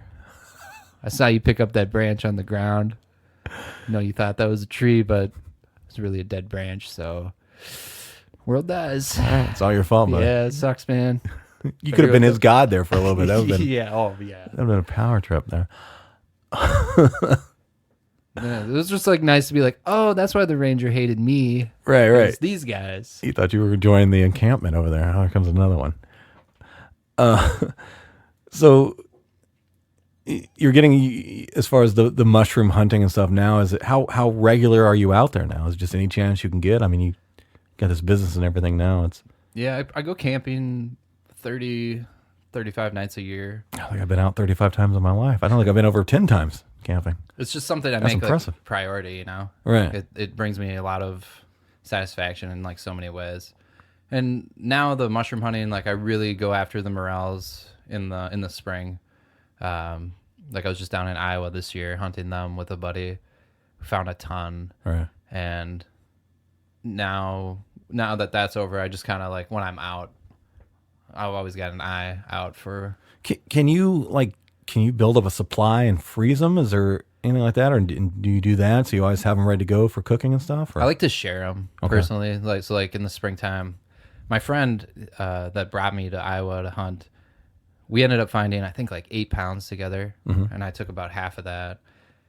And then he kept hunting with his family because it was his family's land. Right. They found like 35 pounds. Now, if it's your land, Yeah, fuck whatever you off. want to It's do. your Yeah. shit, right? Yeah. Okay, good. So they'll like cook them a little bit and then freeze them. They said that works really well. Okay. It's just not something that so many people haven't tried them. You got a buddy who's like, Plus, you got to lose quality when you freeze it. I mean, I it's think got to so. be. Yeah. You might as well just eat them and enjoy them while you can. yeah. I want to ask about a few more things that you had in the notes that you sent to me as far as kind of the history and everything about mushrooms.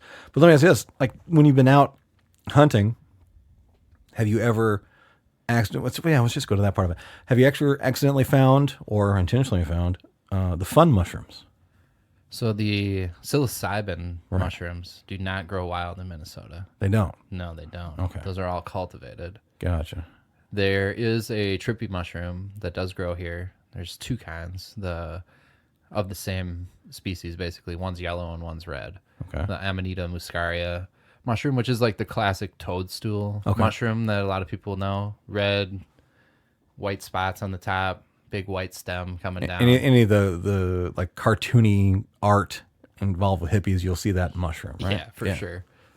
If there's a black light in a room, Right. that mushroom is somewhere. Like you just got to seek it out. Right. And that mushroom is super interesting from like historical perspective too. Okay. Which is, I mean, there's tons of references to it throughout history.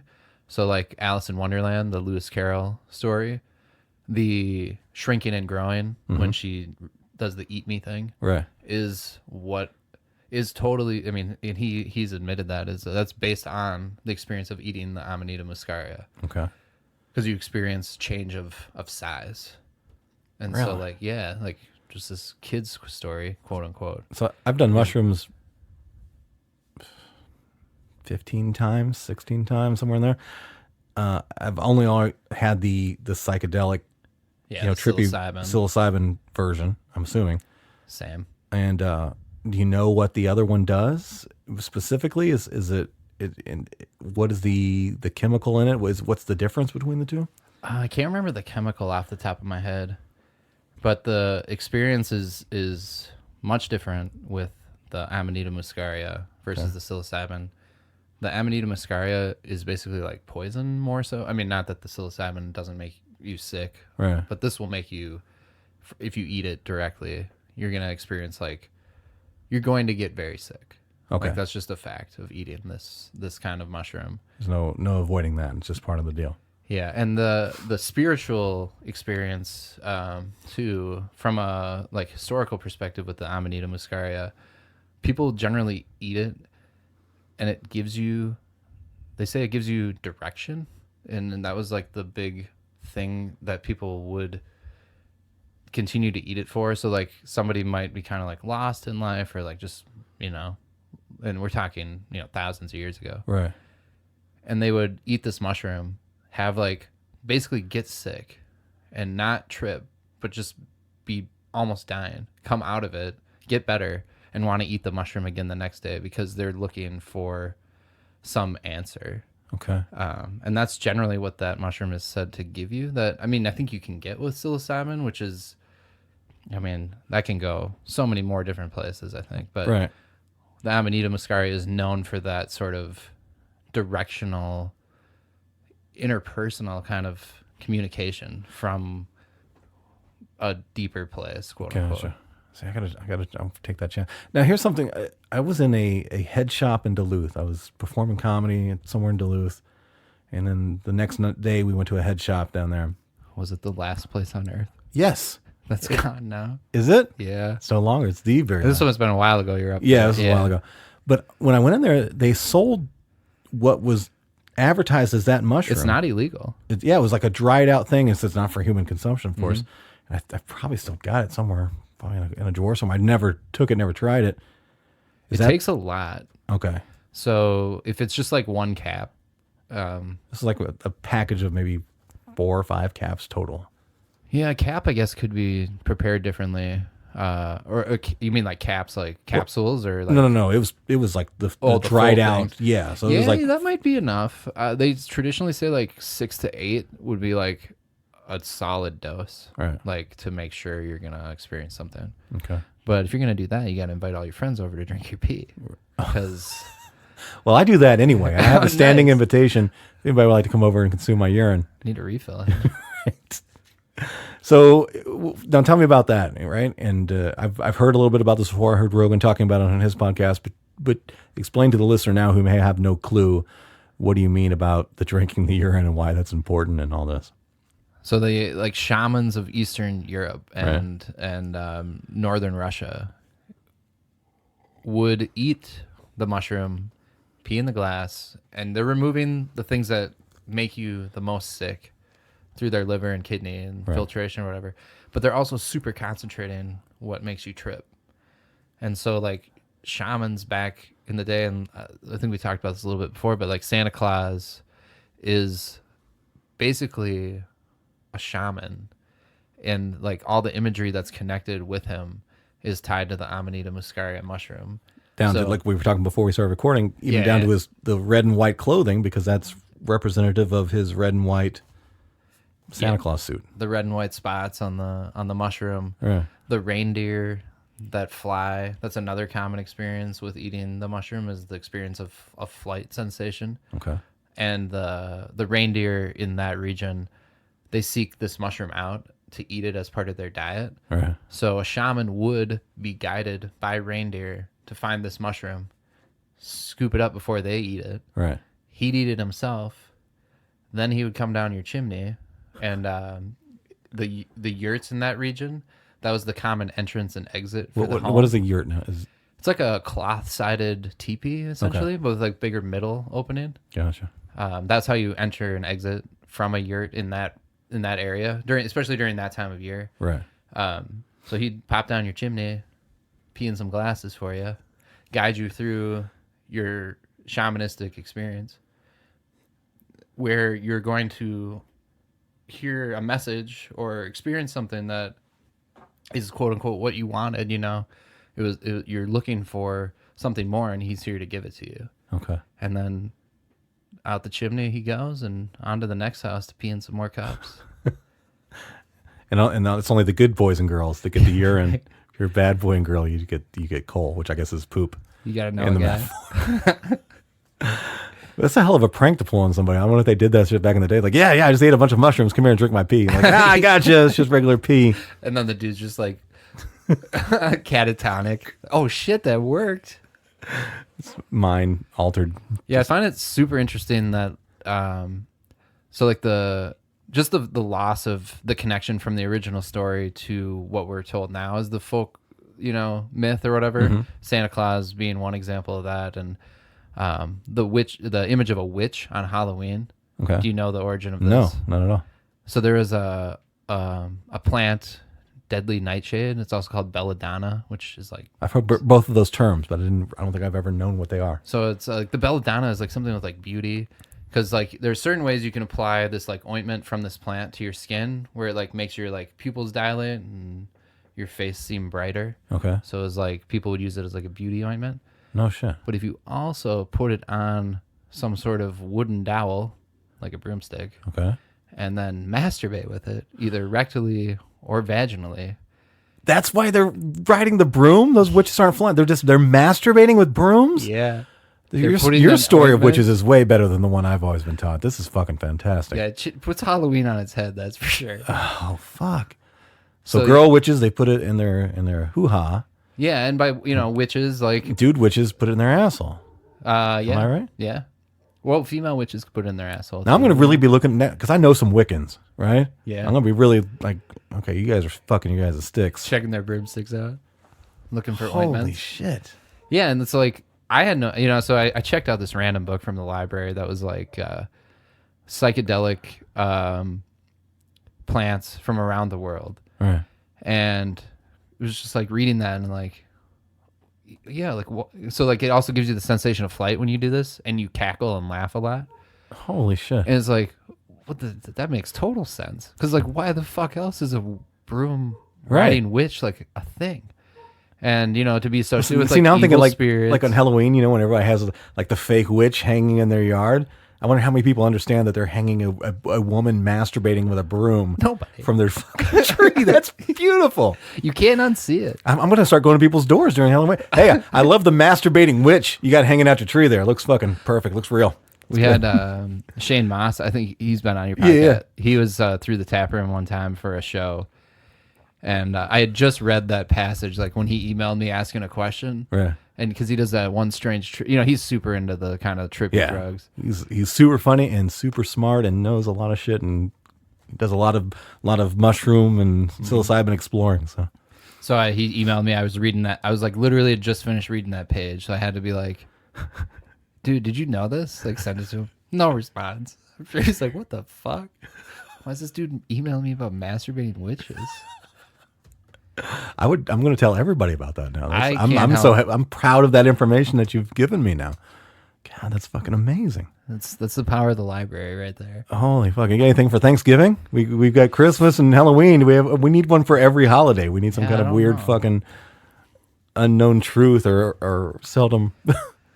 There was a weird holiday. I don't know what time of year it fell in. It must have been in the fall. Probably not Thanksgiving time though. So in ancient Greece, there was a tradition called the Eleusinian Mysteries. Right. It took place in Eleusis, which was like a day's walk outside of Athens. Okay. And it was ongoing for 2,000 years. It ended in like 400 AD. So it was going from like 1600 BC, 400 AD. It's like super mysterious because to participate, you had to swear an oath that you would not share what happened by penalty of death. And like all sorts of like Athenian greats attended it during their lifetime, like Plato.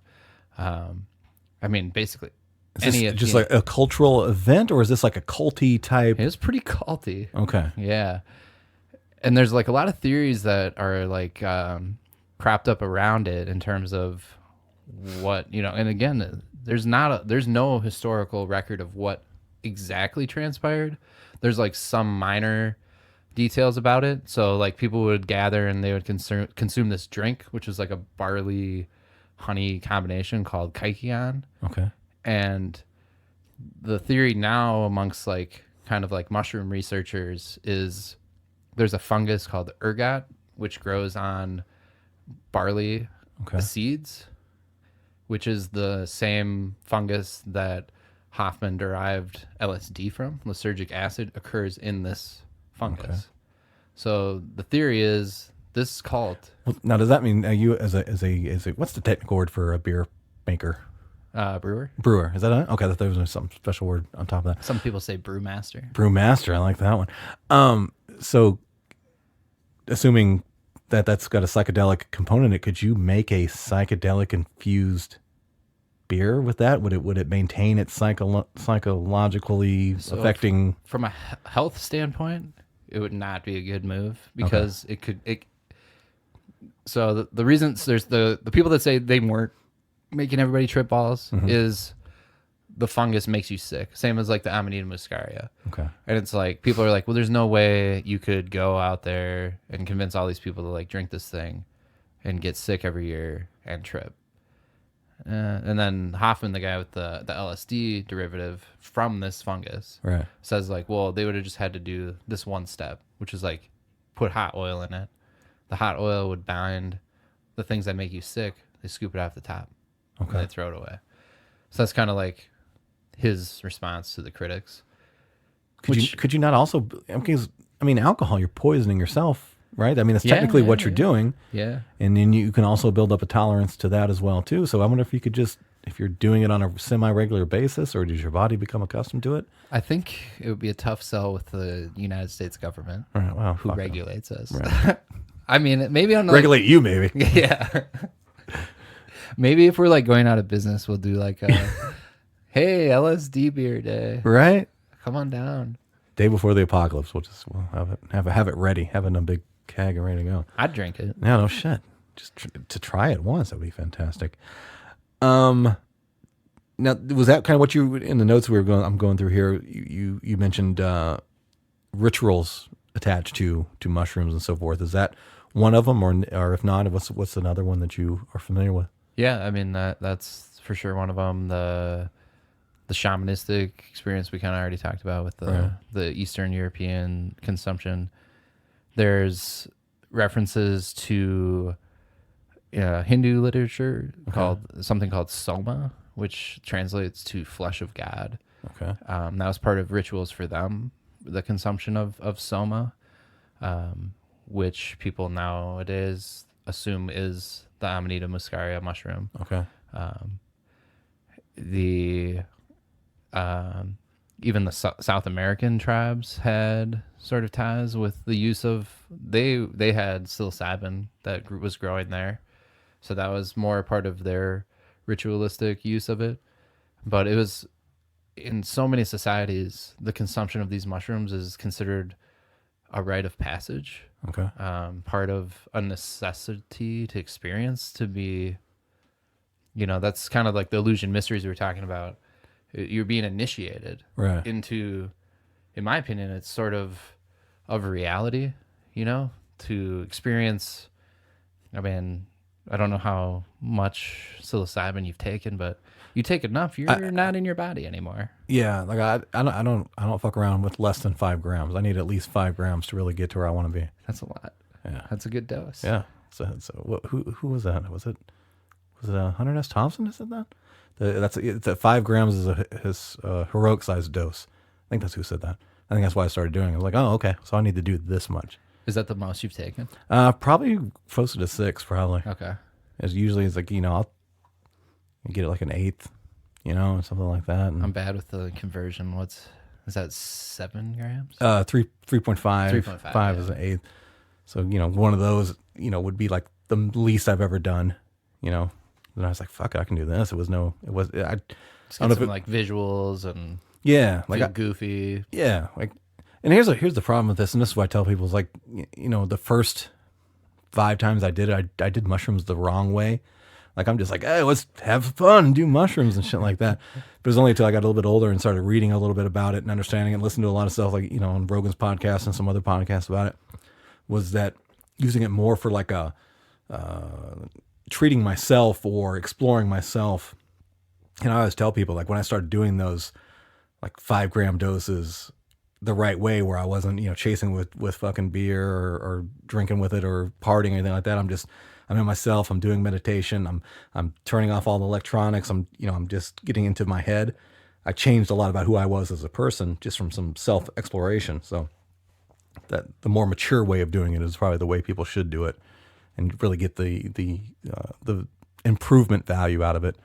Because then you talk to yourself or you talk to somebody and you explore, your flaws, and you kind of leave the situation a little bit a better perspective, I guess, of the world. If you do it right, I think. I think so too. Yeah. Have you had any sort of mind-changing moments that you can recall? I think the most recent one was where we're sitting at now, and I remember we had a couch in there, and it was an over a $5,000 dose. It was summertime. I remember taking it and having an adjustment of priorities. You know, things I was worried about, things I was concerned about. You know, and I guess an ego adjustment a little bit, and that's where I started having a lot of the views that I have now about coming together as using humanity as a baseline. Mm-hmm. You know what I'm saying? Yeah. Like, you know, not looking for, my relative value in society versus somebody else, and more under the impression that, we're humans, right? We're in this giant symbiotic relationship together, whether we like it or not. And for any chance for us to progress as a species into the future, we need to find that commonality and use that as our springboard for everything else that we do. Mm-hmm. And that's as much as I can remember taking out of that, and along with that, pretty deep thing to take out of sitting on your couch. Yeah, right. Well, just kind of out deep inside your own mind. Yeah, it's the crazy thing. And that was like, a good hour of that, and then after that, this was back when I had a regular garden in the backyard. I haven't had time to do it the last couple summers, but I would go outside and just kind of walk around in my garden barefoot in the dirt and feel the soil in our feet. Yeah, and it was, dude, it just felt so fucking good. Just connected. I felt really connected, and I feel like people are telling me about the value of nature, and they're telling me about the value of everything around me that's growing, that's natural, and that, and it's going to sound weird, but it's like you're both beings, right? Like, mm-hmm. You're a being as a human being, but the trees and everything else, and you're all together, even beyond the human element, just everything that grows. Yes, we are supposed to take from these growing things, but they're also beings too, and there's a spiritualness to them. Mm-hmm. And that's what I kind of left with. And that's my most recent trip. Nice. Yeah. What about you? What did you? Most mind-changing experience I had, I took that like 6-ish gram dose with a buddy. And then we just sat on his porch, and he lived in Asheville, and we're just like looking out at his backyard. It was beautiful. And then the total like out of body trip experience, I dreamt, or whatever you want to call it, I was a slave building the pyramids in Egypt. So I have this experience, Now, are you experiencing that as a memory? I don't want to say that. Okay. Or you just thought you were like the slave who was on a break. Like, oh yeah, I'm in the middle of building these pyramids. No, I wasn't on a break. I was definitely building them. Okay. And we were close to done. And then we finished building them. And then... Can you visually see a pyramid? Oh, yeah. No shit. So then they gathered us. I need to up my all dose. the slaves. They gathered us. And they were like, oh, the pyramids, they're working now. And I don't know. So, like, the pyramids used to be, like, shiny on the outside. They used to be, like, coated in metal. Like, the top was coated with gold. I think I know that part. You're not talking about the whole thing. The whole thing was shiny. No shit? Yeah. Okay, maybe I didn't know that. And then they, being the slave masters, told us all, look up in the sky now. God is going to appear and talk to you. And we looked up in the sky, and it was just the pharaoh's face. And I was like, well, I think it's just reflecting off the pyramid. And I started telling all my fellow slaves, hey, man, that's not anything special. That's just science reflecting. And then the idea spread throughout the crowd. And then that was kind of the end of the fellow slaves. Oh, yeah. I mean, thousands and thousands and thousands of slaves. Where are you interacting with your friend? Is he having the same trip? No, he was somewhere else. Okay. When asked later where he was, he just was like, yeah, I don't know, man. Just like kind of unwilling to share. Okay. Because I think... Well, I've had one of those trips too, and that's usually when you just go in the back room and you jerk off. That's what that one is. He was gone for a long time now that you say that. Well, because it's really hard to come when you're tripping on mushrooms. It takes some time. I've been there, sir. Don't worry. Well, I think some people are... I don't know. Well, it can be very personal experience. For me, that was like one where it was like, it was so changing because like the power of an idea became like very like salient to me in that moment of like, so, you know, let's say this was real, which it wasn't, you know, because maybe it was. Right. I don't think so. But so the Pharaoh invests all this money. He builds this pyramid to enact this power over his, you know, people. And somebody having the insight to say, hey, that's just that. Right. That's not anything. If our faces were there. It was like a Wizard of Oz moment, the guy behind the curtain. Exactly.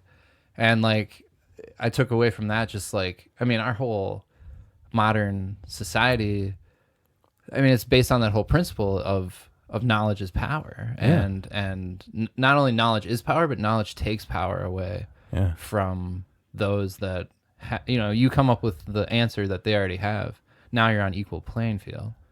I mean, they might have more money or more position or more people supporting them, but like the thing they just use to try to control you is now like, that's nothing anymore. We all know the secret. Right. And it's one of those things about like human progression that you were kind of just talking, we're like, we have to like level the playing field as much as possible if we're ever going to like advance. Right.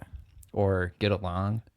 We can't have 10 tiers. We're going to compete our way out of existence if we keep the path that we're going, whether it be financial gain or hate based on race or anything like that.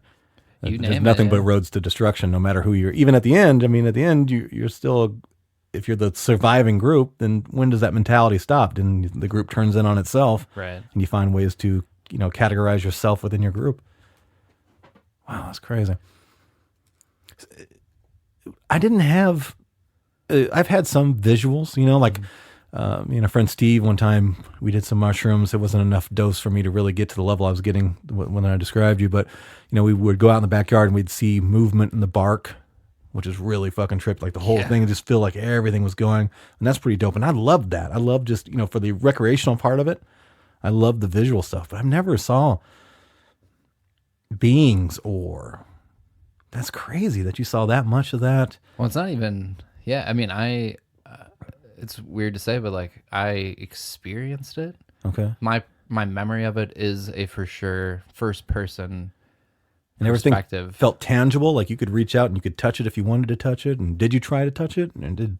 Yeah, I mean, I was definitely interacting with I mean, I wouldn't say I was moving my arms in real life because I remember. Well, we started out in his yard, then we were going into town at a certain point to get some food, which was a bad idea. Yeah. Don't take a bunch of shrooms and get in a car. Right. Especially if you get car sick. Well, you don't want to eat it anyway because you're going to kill yourself. Yeah. I was pretty hungry. But, so, I mean, I knew at certain points where I was in this reality. And at other points, I mean, and like I knew I wouldn't have been like reaching my arms out to like, oh, there's this brick in front of me and we got to push it up this thing. But I mean, I definitely did those things. Does that make sense? Yeah. Did you have a conversation with fellow slaves or were you just talking at them? There was a conversation. Okay. So not a lot of back and forth. Okay. Just more me, you know, just more of that memory of like me being like, hey, that's the thing. Right. That dude, just look, it reflects right there. And them being like, you know, kind of seeing that moment of realization in their face, being like, yeah, holy shit. Holy fuck. And then sharing that, you know, that was kind of the main, you know, like I said, the main kind of takeaway was just like how quickly a powerful idea can spread. Right. And how empowering that is for the underprivileged to gain that perspective. Wow. I had another weird one too. Oh, another time. Similar amount. Oh, similar. Okay. Yeah, might have been 7 grams. And I got to shoot for 7 next time. Yeah, I think that's a good. Let me ask this before you tell the story. How are you taking yours? Tea. Okay, that's what I've done too. Tell me your process for making tea, and do you? I Google it every time. And okay, because I just kind of I get the grinder. Okay. Grind them up. Okay.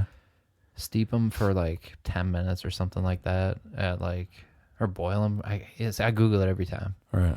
And then strain out sometimes I'll eat the the mush that's left in the thing. People say that doesn't do anything, but I'm like, you know how hard it was to get these things? Yeah, I don't want to wait. I did the same thing. Like, because what I do is I'll when I did mine is of course the mushrooms I've been getting have been dry, right? So I chop them up, and then I take an actual tea bag, pull it apart, dump the tea out, put it in the tea bag, staple it back, just like and from there I'm just making tea. Mm-hmm.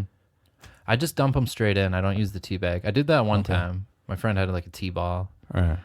I was like, kind of like, well, I don't like. I'm gonna eat the mush anyways. Right. So like, that's what I should have done. Maybe it'll just like mix in better. Was kind of my thought. What I do is I would just slam the tea, then I would go, or actually no, I would start eating the mush and then use the tea to kind of chase it down to make it more palatable or to swallow it. Nasty though. Yeah, right? some shitty stuff. The first time I ever did mushrooms, and I think it was like an eighth. I split into 2, so I had 2 doses. And I don't know why I got this into my head. This is the dude I got him from was the same dude I got DMT from the first 2 times I did it.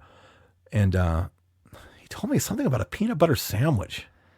Have you ever heard any? That's like, I heard that in like high school. Okay, like, so that's what I did. Or like put it on like peanut butter sandwich and just like choke it down. Yeah, so that's what I did. It was like one piece of white bread, some fucking creamy peanut butter, and slapped a half an eighth on there.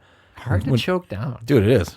I think I chased it down with milk too, which maybe not have been good. The first time I did it, we just I can't remember. We put them on something and we ate them, and it was. There's just waters like, back there too if you want to water. Yeah, they're not palatable. Your body knows it's not eating something good, like pretty quick, Well, part of your body does, because my mind's telling me that shit's going to be fucking awesome. Yeah. The whole digestive part of me is like, yeah, it's poison you're putting in there. It's fun poison, but it's still fucking poison. Do you get that now when you have them, where like kind of you get that? I feel like it's like the same thing when you smell like alcohol you puked on, where it's like I've only got physically ill. Was it 2 times? Maybe 2 times. Only for sure 1 time that I can remember, where it just shit didn't go right. But I think both times. I think it was like while I was drinking in the process. Like it was just. I didn't know what the fuck I was doing, and I'm just like, yeah, I'm doing drugs. I'm doing a different drug kind of attitude, and not looking for anything deeper than just fucking. Let's see some little people running around or some shit. The alcohol can enhance, like make it stronger. Really? Yeah, I mean, it depends how much. I mean, right. The one time I know for sure that I got sick and puked, I had 4 Long Island iced teas and mushrooms, and that wasn't. I don't think you see anything good then. No way. See some fucking Guido from like New Jersey or some shit. It's very weird. So yeah, this other time I did the please tell me huge or bigger dose. Is this your maximum dose story? Maximum dose. And although I would say the first one I shared is definitely more of a knowledge gaining experience. Okay. This was just more of a weird, but also cool to me. So I was hallucinated that I was like a researcher walking through the Amazon rainforest. I mean, I had you have the fucking coolest trips, man. All the gear on, Indiana Jones hat. Get the fuck out of here. Never worn glasses. I must be just missing the match. Shirt, right?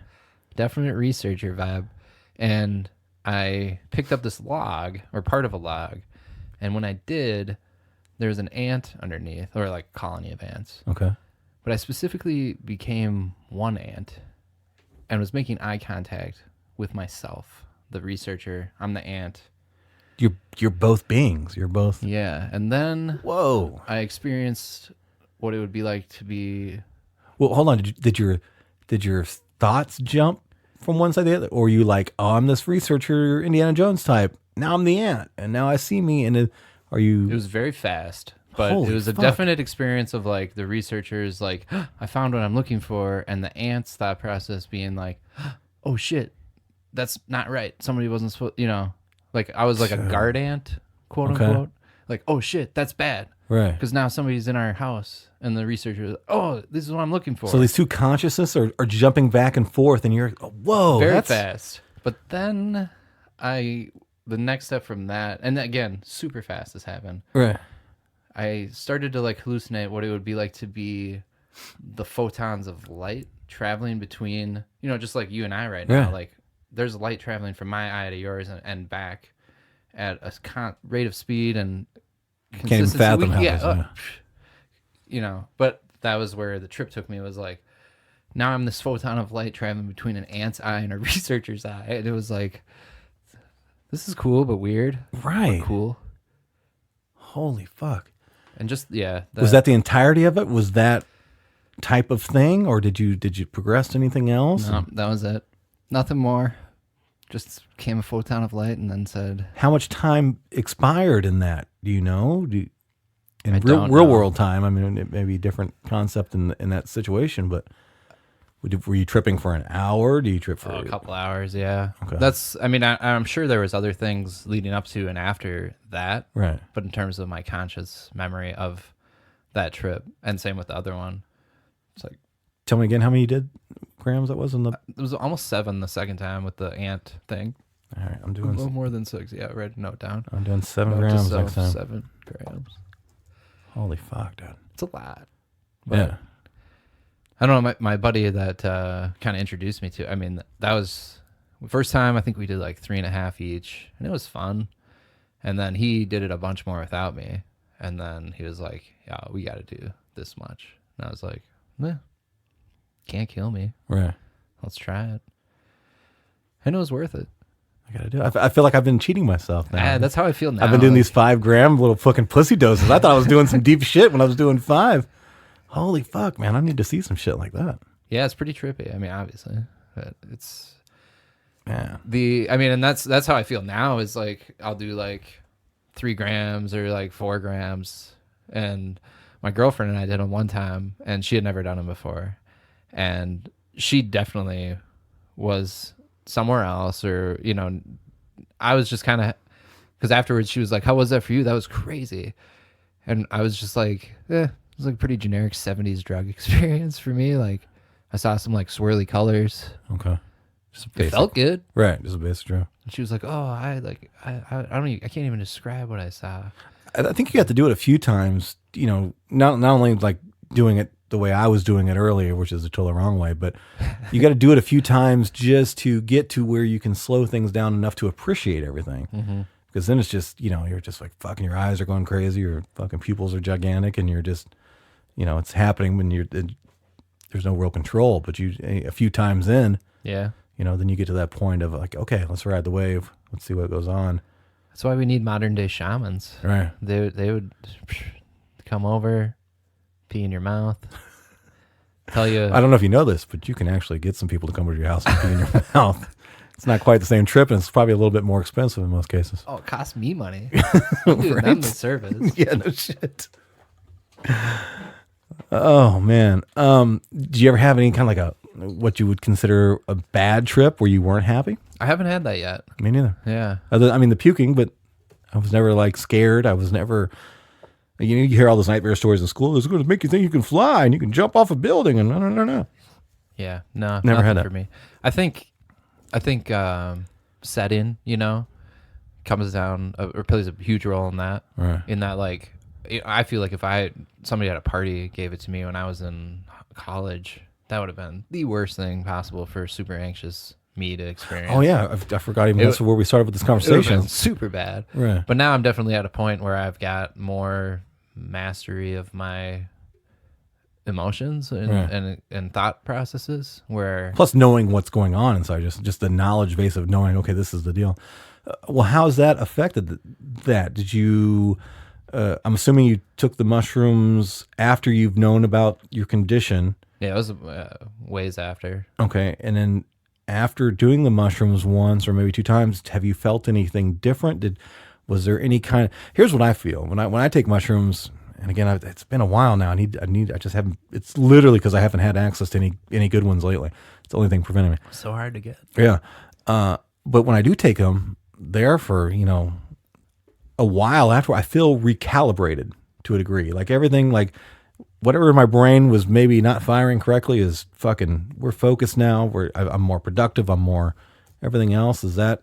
I totally agree with that. Okay. I've never tried the microdosing, which is gaining huge popularity. Yeah. And research popularity too, in terms of like, hey, let's look at. Well, here's the thing. It's like, oh, that seems like a great idea, but I'm maybe it's just because I'm a glutton for it. And I'm like, I don't want to fucking microdose it. I want to get it all at one time. I don't want to fucking split the shit up over days. I want to have a fucking blast. Yeah, I would need to be very I need to have an ample supply. Yeah, exactly. Oh, I can take this every day, and then on the weekends I'll take a bunch. Right. Sounds fun. But no, I've never even been around somebody that's had the quote unquote bad mushroom trip Right, me with neither. psilocybin, and I'd be curious to talk to that person and see more just about their like general personality and their like day to day mindset. But everybody I've ever done it with comes away with that sort of like the feeling you're just talking about of like this like hit a reset button for me, and I know it's not gonna last forever, but like man, I'm sure gonna enjoy what I feel right now and what that experience was and When what my new mind, it's like it gives you like a refresh reset. Yeah. It's crazy. When I had access to them on a pretty regular basis, I was trying to do it like every 6 months. I thought that was for a big dose every 6 months, and then it would get you between doses, and you'd still keep that kind of positiveness. Mm-hmm. I gotta get anybody listening besides the federal government or state government, please contact me with 7 grams. Does that work? Is that gonna? I don't know. Okay. You got to put it in the universe, bro. You got to put it out there and see what happens. I don't know. Actually, send 14 so I can share some with Sam. I'm trying to think. Was there anything else? Anything else about the psychedelic trip? Oh, you started telling me about the 2 other kinds that had a fun component to them, and we started talking about the red and white capped ones. Yeah. What's the other one that you can find that has? It's a yellow cap. Looks almost exactly. I mean, it looks exactly the same except it's yellow instead of red. Okay. And both of those grow here in Minnesota. Okay. What is that comparable to? Is that comparable to the red cap ones? Yeah, it's the same compound in the red cap as the yellow cap. Okay. And the psilocybin or the psilocybin is different than those. Okay. What about what are the ones that you absolutely want to stay the fuck away from? Don't put it in your mouth, even if you cook it, even if you do whatever. Is there any like a mushroom here in Minnesota or anywhere else here that's going to be like it's dead man mushroom? Destroying angel mushroom. What does that look like? It's white. It looks like the red one in terms of it's got the traditional mushroom shape with the dome top and the gills on the underside. It will kill you Really? very quickly. Yeah. I think if you and you won't know you're getting sick till like 24 hours later. And I think it's like 60 or 70% of people that even go to the hospital right after that pass away. No It shit. just like destroys. I mean, it's destroying angel. But it like liquefies your internal organs. Like you start dying as soon as you eat that thing. Give me a little bit more. Here's what when you started describing that in the yard, I've seen a white mushroom, thin stem, but a seems like a larger hood relative to the stem. Okay. And then hanging off of the hood of it, almost like a netting, like a stringiness coming off of it, hanging off to the side. Is that what that is? It's possible. You'd have to see it. Next time I see one, I'll snap a picture and send it to you. Yeah. So it's also in the Amanita family, the destroying angel, but it has the characteristic of that species. It has an egg in the ground that it comes out of. So you'll first notice like, literally it looks like a chicken egg on the ground, and then it'll sort of hatch, and the mushroom will come sprouting out of that. No shit. Yeah. It's very common for immigrants, especially from like Philippines and that sort of region, to eat this mushroom. Because it looks like something that they have. It looks like something that they have. And they probably, I think they have it there too, but it's just one of those like, oh, my grandma grandma knew don't eat this one, eat this one. Right. And they kind of assume, oh yeah, that one, we can eat that one, go for it. So like, it's crazy the percentage. I can't remember it off the top of my head, but like, it's very skewed towards immigrants in the United States that end up with mushroom poisoning. Okay. Because they have the confidence to eat them. Right. And they think they have the knowledge, but the person with the knowledge isn't here Right.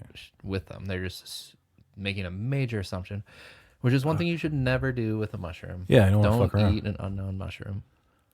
especially nowadays with the internet, you know, find a mushroom group, post. If you really want to eat something you found on the ground, you should probably double check it before you just eat it. Right. Well, what about the chicken of the woods? Is there anything similar to that looks poisonous? That one's pretty safe. That one's pretty distinctive, right? Yeah. There is like a weird kind of semi lookalike that grows like up north on pine trees. Okay.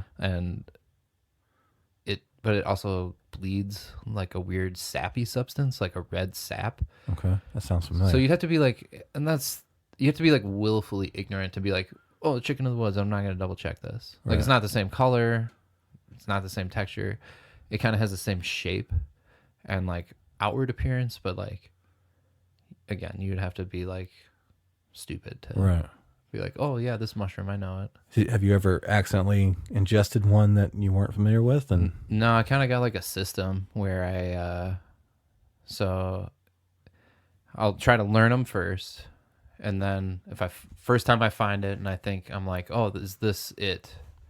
I'll take that sample home and ID it and then confirm or whatever, or learn like, oh shit, this one had a lookalike I didn't know about. And then the next time I find it, I'll be like, okay, almost positive that's it. Still won't eat it that time. It's on the third time where it's like, you know, kind of test myself a little bit. Right. Some of them you don't have to go to those extremes because there's not the lookalikes and it's easy. But if it's in that like weird category of like, this could be this or this could be this or it could be this. Okay. Any other one that's deadly that you know of that does look more like an edible one? And the most like the edible one that people get fooled by would probably be jack-o'-lantern, which kind of looks like chanterelles, but again, not really. It's a bioluminescent mushroom, so it glows in the dark. No shit. It produces a compound similar to like fireflies to light up at night. Definitely never seen that. I haven't found one myself. They're here though in Minnesota? Yeah. Okay. But so they look kind of like chanterelles, but they don't grow in the same spot. They grow at the base of trees and they grow in clumps versus like chanterelles grow only under oaks and they like are widely dispersed. Okay. So it's another one of those like, if you kind of had like a really rudimentary knowledge, you might be like, oh, I think that's a chanterelle and let's eat it. But any mushroom hunter who's been in the woods for even a season would be like, no, jack-o'-lantern, you know. So I got two more questions about mushrooms before we get to the closing part here about what you're doing with your business.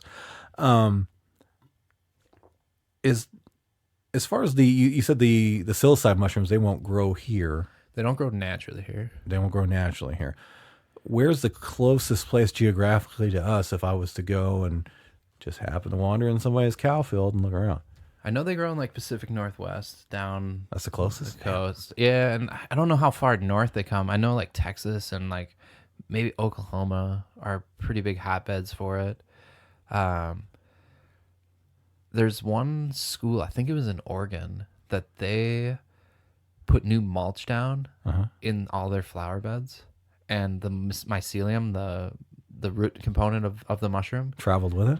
Yeah, so it was like all ground up and mixed into the mulch, and then they spread it all over campus. And then one spring, psychedelic mushrooms are just popping up all over campus. That had to be a recruiting trick. They had to do that shit on like, come to our school. We got fucking mushrooms everywhere. I think it was like the 70s too. So oh my god, dude! But somebody higher education figured it out. Right, of course he did.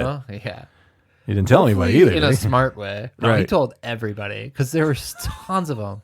And so like the faculty was like, they were like fighting to figure out like the solution because like you try to get rid of them now. Like, well, yeah, we just all eat them. That's the solution. Yeah. That's how we deal with it. But even if you like, let's say you strip all that mulch out and put new mulch down, it's too late. The damage is done. They're already there, isn't it? Yeah. Those spores and that mycelium, like you can't miss like any. What school was it? I can't remember. I'll go back to school just to go get the mushrooms. That would be a great time to be in college. Though, I'm telling you, man. Jesus. Wow, Mom and Dad, you were right. You really aced your botany test, right? But last question on the mushrooms is, if you're just going to go out and you want to start looking and you want to look for like edible ones or whatever here in Minnesota, what's the window of season to do that? And I'm assuming it's going to be rain, warm, but wet condition related, what's the best conditions to go out to look for? I think, well, if you wanted to specifically go out for mushrooms, anytime from April through late October. Okay. If you go I didn't to expect it that be late. a that state late. park, you will find some mushrooms. Okay. In terms of like wanting to go out and find something to eat, Let's say specifically morels and chicken of the woods. If you yeah, look chicken at of the woods starts around now and goes through that late fall. Like I found them as late as middle October. Okay. So those are really like long living, slow growing kind of mushrooms. I think the easiest one to start with is chanterelle because you can find a lot of them. They're easy to find and they have a really long growing season. So like they're out now and they'll also go through late September. Okay. Those you can just find under oak trees. They are bright yellow. The identification is really easy. We kind of talked about that jack-o'-lantern look-alike, Right. but you Google it, you see the two side by side, you won't make the mistake. I mean, is there a go-to app or anything out there now? I'm sure there is, but is there one that you would refer people to for comparison that way?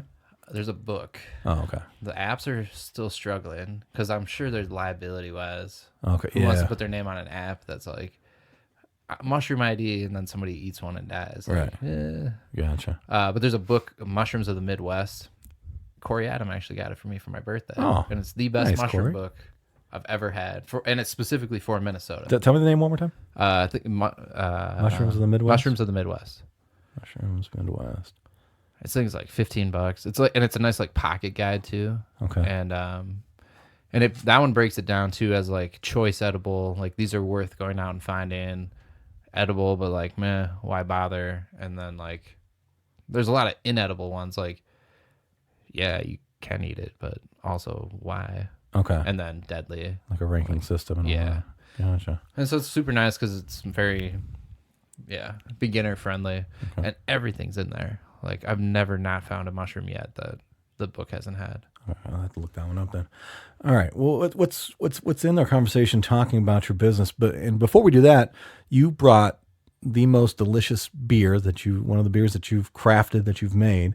Why don't you first tell the audience what it was that we've been drinking on during this thing that I've got a nice little buzz going for. I should have brought 2 bottles. This is no, I don't. This right here, I'm the lightweight for alcohol anyway, so this is perfect for me. So this is I brought Hat Trick. It's imperial stout, so like a high alcohol stout. It was 10.5% before we barrel aged it. Okay. But then we aged it in rum barrels, whiskey barrels, and bourbon barrels. Okay. And then so it's 6 barrels total, and then we blended it all back together. Where do you get those barrels from? Are you connected with somebody who makes these other alcohols and they send them to you, or how do you get a hold of that? So whiskey and bourbon barrels are pretty easy to get because they can only use them one time before they have to sell them on. It's part of the whiskey and bourbon laws. Oh, so I thought it was like a cast iron skillet. Like you season the barrel and the barrel gets better and better every time. No. I didn't know that. Okay. Scotch, they reuse their barrels. Brandy, that's so good. rum, you can reuse barrels, but legally to call it whiskey or bourbon, it has to be a virgin oak barrel. Okay. Weird. Okay. But so it's industrial waste for them. No shit. But I mean, so years ago they were super cheap, and now the boom of craft beer and everybody wants barrels, they're gotten moderately pricey. There's a little premium on them. So we bought these from a distillery that actually decided to close down. It's called Miller and Saints in St. Louis Park. It was just like a guy in... Can you use the barrel more than once? Yeah. Okay, so you can do that. That's not necessarily a super practical thing for us, though, because the flavor gets stripped out pretty quick. Oh, yeah. So you can use them more than once, but you kind of have to adjust what you're using them for. Okay. So you could if you just want the oak flavor, that'll hang around longer. But the bourbon and whiskey will get stripped out usually in the first batch. And if I ask something that has to do with any kind of trade secret or anything, just don't answer me. How long to get it to the stage? How long did it take to make it to where it's ready to go in the barrel? 3 to 4 weeks. 3 to 4 weeks before it goes in the barrel. And then how long in the barrel? These ones we did for 10 months. And these were smaller barrels too. Okay. And so the smaller the barrel, the faster it works because like the Is it surface. like a 5-gallon barrel or? This was a 30-gallon barrel. Okay. Standard bourbon whiskey is 53-gallon. Okay. And so the smaller, the faster because of the surface area to liquid ratio. Right. changes as it goes up. When it's in that barrel process, is there a turning or a spinning or anything like that to mix it up? It just does it. Yeah, it just sits flat. Temperature change helps because the wood expands and contracts with temperature, and it can force liquid in or out of the wood. Right. So we kind of just naturally have that here in Minnesota with how our tap room runs too. AC's on, AC's off, or in the winter it gets cold at night, and right, etc. Now I'm going to give you my impression of it, and I'm a complete novice as far as evaluating an alcohol. But what I taste is everything that I like about a whiskey. That first just yummy whiskey taste, but then you have the alcohol bite kind of at the end of it. You don't have that. So the taste I'm getting after the whiskey flavor is just like a really smooth, almost like a chocolate syrup, like a less sweet Hershey's chocolate syrup. And that's what I'm tasting in it. Very smooth. And it's got kind of a little bit of a Guinness appeal, but not as thick and heavy as Guinness. So describe to me what am I accurate as far as analyzing the taste of it? Is that kind of what you were going for? And what can you tell me about what's in it and all that stuff without giving away any secrets?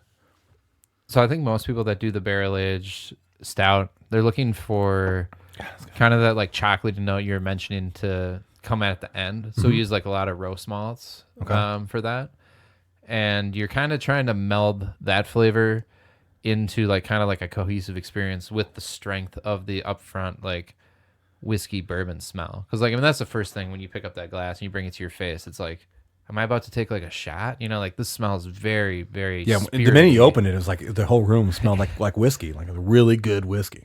And it's like that, you're trying to like walk people through that kind of like, you have to have a flavor that stands up to that, so it has to be like a really rich, thick stout in terms of the body. It's not going to be as like thick as a Guinness because Guinness is poured with nitrogen versus CO2. So like you got the CO2 bubbles in the beer that kind of like break it up and they create like the acid flavor. So that's why it's not as like much body as a Guinness. Okay. But yeah, and then kind of in the middle ground, I think that oak experience is like kind of like the driver is like you get that like charred vanilla-y oak experience. Is it when I say it tastes whiskey flavored? Is that what whiskey flavor is? Is it that oak barrelish? That's part of it. Okay. Yeah. Oh, it's so good. Is this your favorite? This is my favorite. This is fucking good, dude. And how often do you have? Is this a seasonal thing for you? This is a one-off. We still have bottles of it. Yeah. Okay. We did like 500 bottles. We had a lot of bottles of it, and we've just been selling it at the tap room. Okay. So we still have some left, but we constantly have like barrel-aged stuff coming out. Okay. So like it's our anniversary in 2 weeks, and we're about to tap like a toasted coconut stout that was aged in a Jim Beam barrel. We've got like a Heaven Hill barrel-aged stout. I love anything with a coconut flavor, so I'm going to have to come by for that one. Now, as far as the difference between like a wine and a beer, how long would a bottle of that hold? Like, could you buy it and sit on it? You could. Some people do that. Okay. This was bottled in November, I believe. Okay. There's a point of diminishing returns. I mean, with wine too, like you can't guarantee a wine you buy is going to last X amount of years or whatever. I'm of the opinion you should just drink it when you buy it for beer. Yeah. Because we put it in the bottle when we thought it was ready to drink. I do think it has gotten a little bit better, but it's just such a gamble to take. Like, it's kind of disappointing if you like, I'm going to save this bottle for a year. Yeah, it's just skunk by the time you get to it. Yeah, you're like, oh, this sucks now. Like, so there's no like potential for a market, like a really good fucking rare beer that you made only one time, and there is that market out there. Really? Yeah. There's a brewery in Iowa called Toppling Goliath. Don't know if you've heard of them. They're probably the most hyped and most sought after brewery in the country. Possibly the world now at this point. But they got a 12-ounce bottle of barrel-aged stout that goes, I think it's like 4 years old now or 5 years old. $3,000. 12-ounce bottle. I think it's sold at the brewery for $80 initially. Right. So already $80 for a 12-ounce bottle. Holy shit. But damn, you bought that thing and you held on to it till now.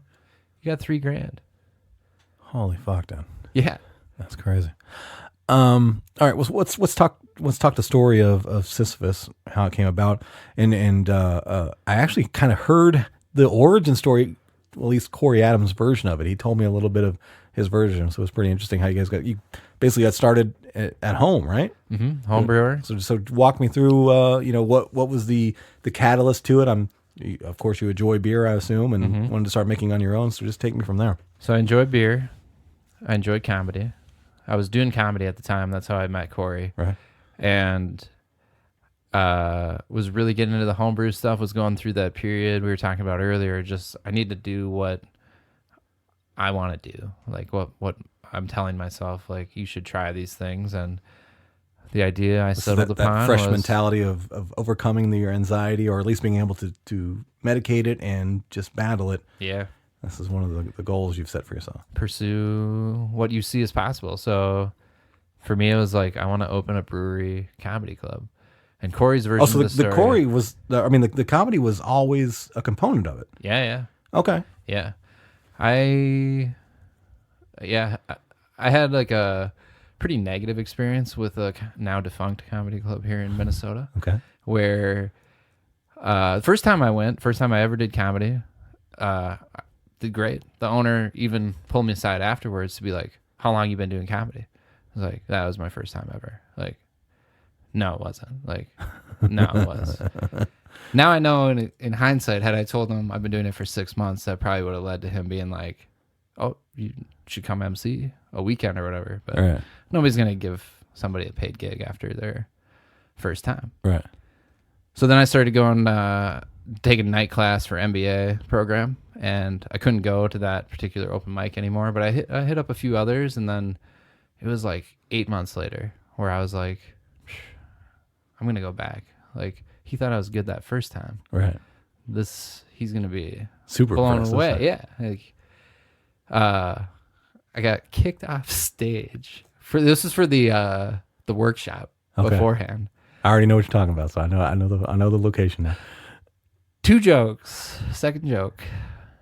No, you need to get off the stage. Nobody thinks that's funny. Can you tell me the joke or the gist Yeah, of the I joke? can tell you the joke. Okay. Ladies, I don't get why you spend so much money on fancy lingerie. Because I'm sorry, if you're doing it right, you know it's just going to end up in a drainage ditch.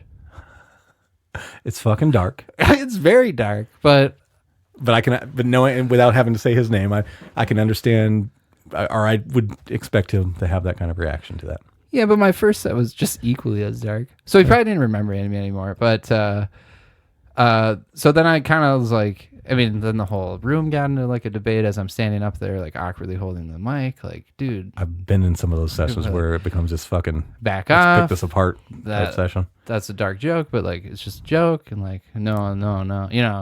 It was super awkward. And I left there being like, that's not how comedy is supposed to function. It's not this guy's job to dictate who says what on a stage. In his defense, I think that he went into the class part of it, and maybe I'm putting words in his mouth, so just take it for what it's worth. Yeah. Everybody's listening.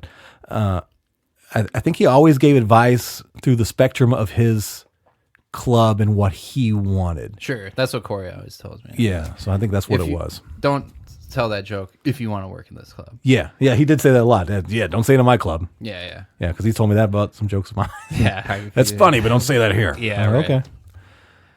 Yeah, and for me, that's like, I grew up comedy nerd, love comedy, and I just walked away that night being like, oh man, that's not comedy. Like, comedy's like the last bastion of non-censorship in the United States, and that's even becoming like so challenged, and it almost goes room to room now. It as really far as does. Where you go do comedy at, sometimes it's a little more freer than it is. I think it should be. That's the point, is to be where we need a spot of free expression, and that to me is the purest thing that we have left.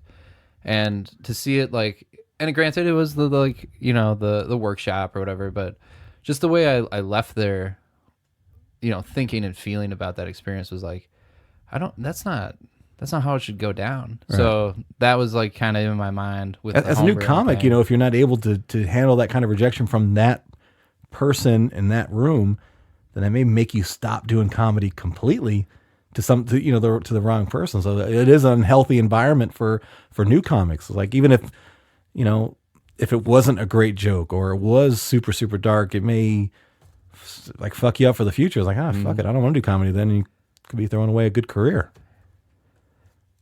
Yeah, I mean, it definitely made me. I never went back there. Okay, that's for sure.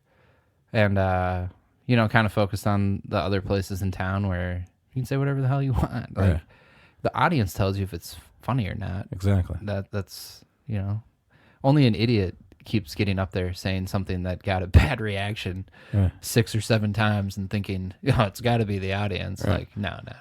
And that's part of the skill of being a comic too, is being able to evaluate your audience and knowing what the limits are, because the limits can change in the same room. You could be in the same room and do week to week. It'd be a different, set of boundaries for you. For sure. So I wanted to create that room there. It's like, come do whatever you want to do. Like, I think we've banned like 2 people in our 5-year history, and for very good reason. Can we ask what the reasons were? One dude is just the worst. Both dude comics, I'm assuming? Yeah, both dude comics. Of course it is. One said something like super, super offensive to one of our bartenders, like where she was like, came to me and was like, this dude just said this to me. And like Corey and I were like, what? He said not on stage. Not on stage. Just like, you are not a good person. Like, that was. Can I ask what he said? You don't have to identify the comic, but can you tell me what he said just so I can get a gauge of I think how much of a douchebag he is? He was referencing her breasts and said, Jesus, how do you hold those things up? And we were like, what? To a perfect stranger to him. Yeah. Just like standing at the bar. And his comedy's not good either, so if it was funny, strikes. He might get like a pass. But... Right. And then the other dude just had like, I mean, it's the classic like first timer, like I'm just gonna say like the most offensive thing I can think of, because that'll get like a moderate reaction. But like, you actually didn't like come up with any jokes. You just went on stage and said like rape, pure shock. Yeah, rape, abortion. And it was like, and obviously Corey and I have seen a lot of, and you've seen those sets too. But this one, I've had those sets. What are you talking about? My whole first 3 years comedy was, like, how fucking offensive can I be and get away with it? That was really my whole idea of comedy. Yeah, I think that's a good mindset, right? But when you have no jokes and it stands out as the outlier for it just. Somebody like Corey and I that have seen that much open mic comedy, right? It's like, oh my god! And anybody, Corey's been on the show before and will be on again, and I love him to death. And if you really got to try hard to offend him, you really got. He was even the one that initiated. He was like, I don't think we can let that guy back up there ever again. Like, the room got almost violent. Holy shit! Not surprising though. But let me set up your room a little bit too, and I'll give you the description that I always give whenever I'm talking about your room. This is the same room I recorded my album in, and to me, it is maybe almost equal to, but if not, the second best room in the Twin Cities next to Acme Comedy Club. And it's a small, intimate room. What do you hold there? 80 people? Yeah, we have seats for 90, but the texture of the walls, the lowness of the ceilings, the lighting, the sound. I can't really off the top of my head think of anything I'd actually want to change in your room. It's so inviting as a comic. It's perfect to enjoy comedy as an audience member. I'm talking to Corey, it's like you guys really put a lot of thought into this, is making this perfect room.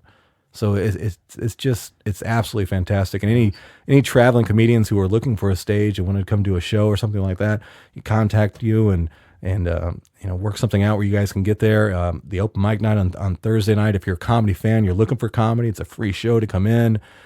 And it's just perfect. It almost every night that I've ever been there, the seats fill up almost completely, even on open mic nights. Yeah.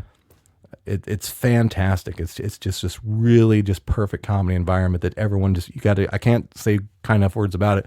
You have to experience yourself and understand this is a great place to see comedy, which is hard to find sometimes.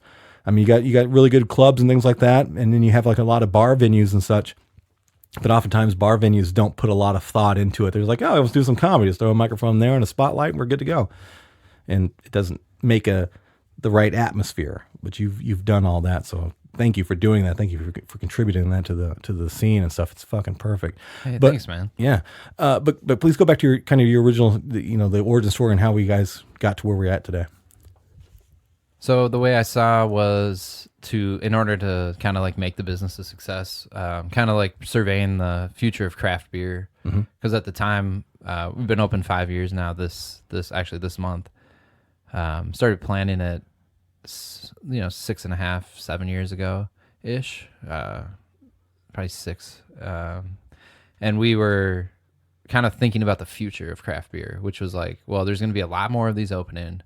There's going to be like, competition up the wazoo. We need like a hook. And for me, that was one of the two ideas of like, well, craft beer, I love comedy. I think needs to be another kind of pure comedy room here in the Twin Cities. We're definitely big enough to support it. My wife and I at the time had done this like road trip where we drove out to California and back and stopped in like 10 cities and did beer tours and trades. Like we met people on trading forums for beer, other beer nerds, and like, hey, let's swap beer and then let's go check out a comedy show. And so like performed at a bunch of venues across the country and just kind of came away from that with like the framework for how it was going to unfold, which was to like start small with the front tap room. Did you ever come in when it was just the front? That was when I was on my hiatus from comedy, was when you guys opened. Gotcha. So yeah, we were doing we have just the front tap room, and it ran that way for about a year. And then we used the cash flow from starting with beer and a monthly show to then transition to having the back room.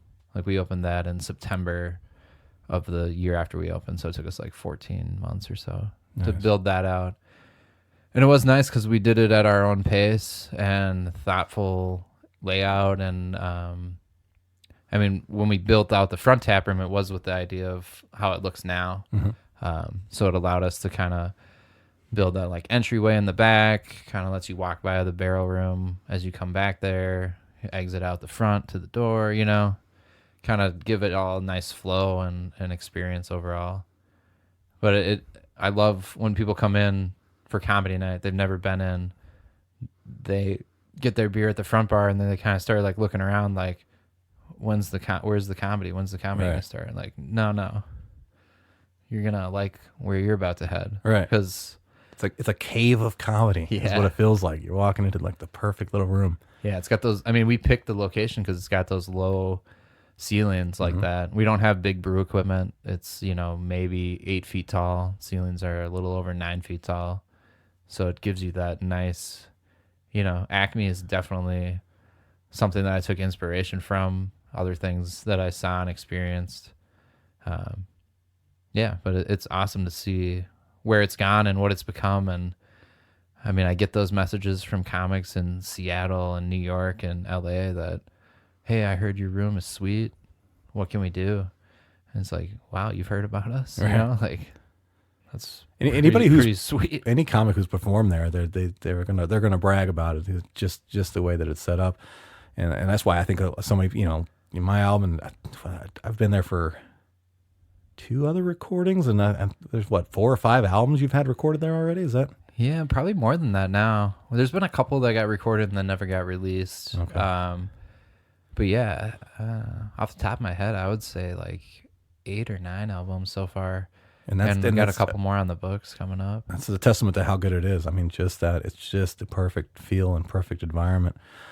Your album sounds great. Yeah, it turned out really good, dude. It really, and a lot of it I attribute to that room. I mean, it was just the perfect environment, the perfect size, and the whole deal. I never heard you do a longer set before that night.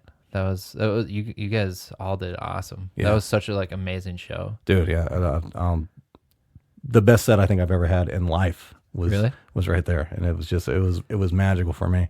I think the whole night was magical. I mean, that one drunk dude up front kind of sucked. He made it on the album though, so nice. He made it better. Don't do that, audience members. Don't do that on purpose, because it doesn't always work out that way. And Tom obviously handled them like a pro. Yeah, dude. Like I don't want to say he enhanced the show, because definitely don't do that, audience members. But their interaction was just, I still remember it. Yeah. Like, that's the beautiful thing about comedy. It's like, yeah, you can listen to a comics album and you get a feel for it, but it's those live shows and at those moments of unexpectedness, like the line, a lot of the shit on my album, I've made up lines on the joke, or some of those jokes I'd never said before. It was just that kind of vibe and that kind of night, and the audience was really, they let me do whatever they want to do. They let Tom do whatever he wanted to do, and Horner did what he did, which is fucking set it up. Everything was perfect. So it was a really good night for that. And again, it comes down to the room too. Room was perfect. What's the competition for breweries right now? And do you have a rough idea how many different independent small breweries there are in the Twin Cities? I think there's over 50 in the Twin Cities. Wow. It keeps changing so much. Right. Yeah, it's competitive. I know I'm super gracious that we went into it, like I said, with this mindset from the beginning of craft beer isn't going to stand on its own 5 years, and we're kind of hitting that point now where when we opened, just the fact, a brewery's opening, like we got like front page of like Variety and Star Tribune, like City Pages wanted to write an article, Pioneer Press hit us up. You open a brewery now, it's like, you and 17 other people just did this week. Like, you're not going to get any press. So it was quick for you to get going then, and you have a great location. You're like literally with kind of on the inside edge of the downtown Minneapolis area, and you're within walking distance to the Twin Stadium. Did it take long for you guys to get a following and to get people in there? Or was it almost right away? The first 2 weeks were great. The third week, my buddy and I, we were bartending. There was one point where it was like empty at like 8 p.m. and we looked at each other like, oh shit. We have to like actually market this. Right. And then our mindset like changed. Originally the first like 3 weeks we were only open Friday, Saturday. That was it. And that was actually good because we had a hard time keeping up with the demand. We had a really, really small brew system at that point, 62 gallon batches at a time. And we only had 4 fermenters. So you could only make 62 gallons at a time. Yeah. And that was, how long did it take to make 62 gallons? What was the... Took a 10-hour day to make 62 gallons. Oh, okay. I was under the impression that maybe, fermentation. So how long does it take to get it to where it's ready to sell? Then 2 weeks from that point. Okay, yeah. So first week we were open, we had 2 batches ready, sold all that. Then the next week we were open, we had 4 batches ready, we sold all that. And then we kind of had the slow week and we caught back up. And then we were kind of like, what do we, this isn't going to be automatic, which is like, you learn all sorts of lessons in business of like, right. Oh yeah, marketing dollars. There's a reason people spend those, and we kind of shifted and focused more on the live events thing. We got the comedy rolling because that was always the part of it that we wanted to do. And ever since then, it's just kind of been a constant make some money, spend some money, make some more money, spend some money. And now we're kind of built out, quote unquote. We've got no more room. Space. Yeah, I mean, our space is used. What's your production capacity right now? We do, so we switched about a year and a half ago to a 5-barrel system from 2-barrel. Okay. So it's 155 gallon batches rather than 62 gallon batches. Okay. We can brew 2 or 3 times a week. So roughly we shoot for 500 barrels a year of capacity. So we brew 100 times. And is your distribution, is it just from the facility, or are you getting ready to do any kind of off-site sales, or are you doing that now? We can 2 beers. One is peanut butter jackpot. It's peanut butter stout. Okay. And I've had that one. We have a bottle cap mosaic with it's a mosaic IPA. Okay. You've had the peanut butter? That sounds familiar. I know. Have you had it mixed with tequila? No. That's Greg Coleman's go-to drink. Okay. He's made me try it a couple times. He's like, Sam, is it good? No, it's terrible. He thinks it's great though. He's just always like, Does he have this a- is so good. You got to try this. Is it a specific tequila for him, or is it just whatever's I on the haven't rail? asked that. I haven't asked that. Interesting. I want to try that. I'm going to hope it's a good tequila, but who knows? Right. Holy shit, dude. So how you doing now health-wise? How you doing? Are you in this, is your headspace great now? You've got success from your treatment. You've got success with your business. You're overcoming fears. You're overcoming things you were worried about. Where are you at now? I would say, I mean, I'm not going to say it's perfect because it's a constant battle. And I mean, that's probably over-exaggeration. There are days that are harder than others, and that's where treatment comes into play to be able to get back from either like a dark moment or like a panicky moment and recognize that this will pass if I let it, rather than focusing on it and like making this everything I'm experiencing. Like, everybody has ups and downs, and I can choose to focus on the ups rather than the downs and get through them and move on to the next moment. Okay. I mean, owning a business has helped with that so much because You don't got time to fucking worry about shit. You're too busy making beer and selling beer and doing comedy shows. yeah, you just switch into that. I got a problem. Let's fix it. Let's move on. Right. Because there's going to be another problem. Who knows when? Right. And I'm not going to sit here worrying when the next thing's going to break that, we don't have the money right now to fix, or, things like that. Like, or the next show is coming up and, we've sold like 20 tickets and we got to sell more tickets. Like, that's just a bummer if you're going to focus on that kind of stuff. Like, it's always important to like focus on improvement, but Right. to sit there and dwell on it is just totally not Counterproductive. useful. Yeah. It's wasted energy. This has been awesome. Real quick, just so I don't forget when I record the intro to this, comedians who are hearing this and hearing this in other parts of the country, who do you want them to contact for open mic time? Who do you want to contact for booking or any of that stuff? Contact Corey Adam. And to be honest, if you just want to contact Corey Adam for fucking anything, find him on Facebook and send him pictures of penises or whatever else. It's always a good thing. If you're going to contact me directly, which is easy to do, unless somebody vouches for you, it's very difficult to pull the trigger. I'll Right. just say that.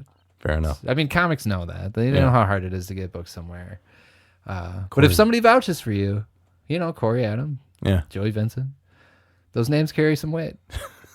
Well, at least in my basement they do. I don't know about outside of anywhere else.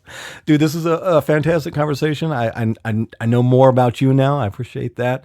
I understand, the condition more. I had a tremendous amount of ignorance about that, and I think I've got some stuff I need to look at for myself for that. But dude, thank you for the beer and thank you for the conversation. It's been great. Hey, thanks for having me. No problem.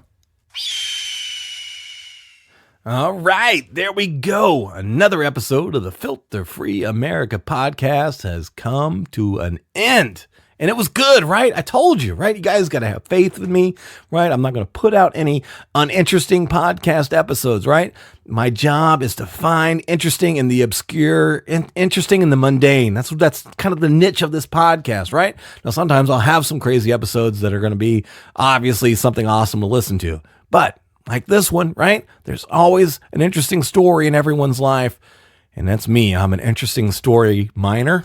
Not like underage miner, like dig miner, like you dig for something, like Jeffrey Epstein type miner. No, like a dig for shit. Okay. I probably took it too far of a turn right there. But anyway, thank you to Sam, right? Thank you for Sam for sharing that story, opening up. I always appreciate it when people come in and bare their souls to me, right? Because I keep their soul in like a little box and save it for later. But yeah, no, I appreciate that. I mean, it's always, I'm always going to ask a question that's going to be difficult or put somebody on the spot. And they know that coming into that or coming into the studio. And I appreciate each and every person that comes to the door and allows me into their life in that way. And again, I think, as I discovered in this episode, maybe there's some things I need to take a look at myself. Right. So I think it was very, very cool for Sam to share with us his life and the dark places that his life has gone to and how he overcame that. Just a fantastic story, and I really enjoyed it, and I really enjoyed the beer, right? 13% alcohol. That shit is fucking fantastic. So go to Sisyphus Brewing, check out all the beers that they have there. They also make some fucking awesome kombucha. If you're a kombucha fan like myself, hopefully you'll get there on time. They don't always have it, right? Because it goes pretty fast. They make it in small batches, and it's the most amazing tasting kombucha I've ever had in my life. But if you get lucky, you can go there. But definitely go check out Sisyphus Brewing.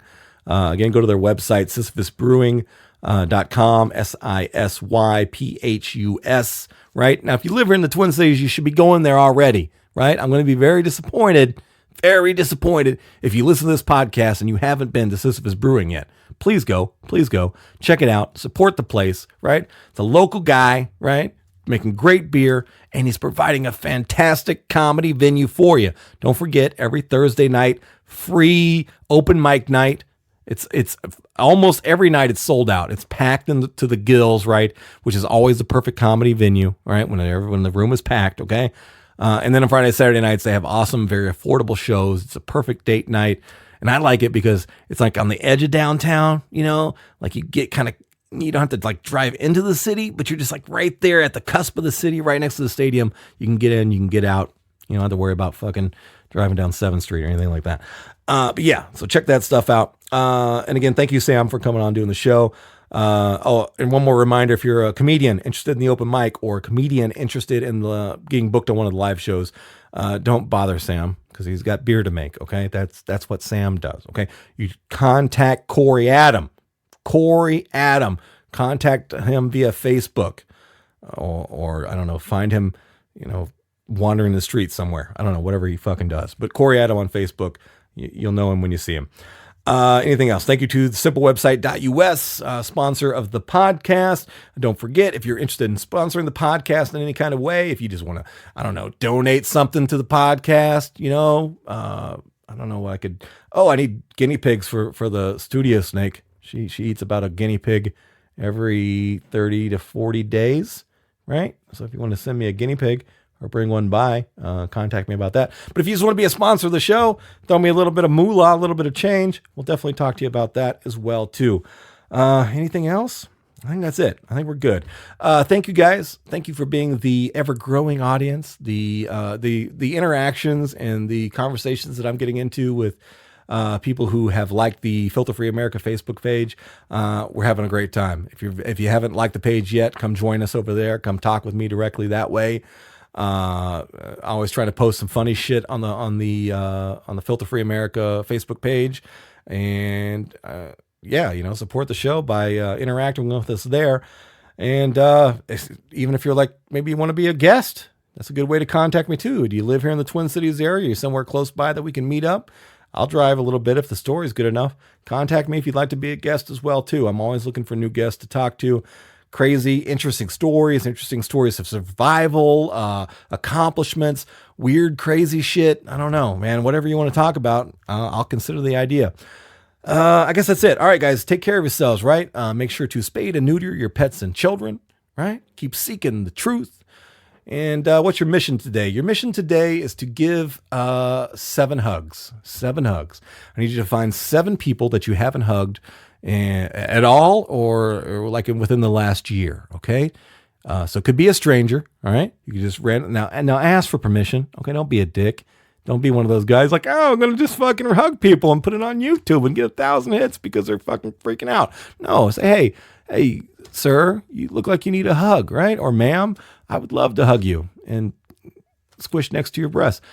Don't say that. That's bad. You shouldn't do that, and that might get you in trouble, okay? But you know what I'm saying, right? Go out and just give a hug, right? A little physical contact, or maybe just a firm handshake. You know, one of those handshakes you give, like where you shake the guy's or gal's hand and you take your other hand and kind of fucking molest their forearm a little bit, right? That's kind of like that freaky extra feel handshake. Do one of those. That counts too. Do 7 of those, okay? Get back to me. Let me know how shit went for you, okay? Take care of yourselves, man. I love you. We should love each other. We should stop killing each other. And we should probably all get together and do mushrooms, right? Yeah. Talk to you next episode. Bye.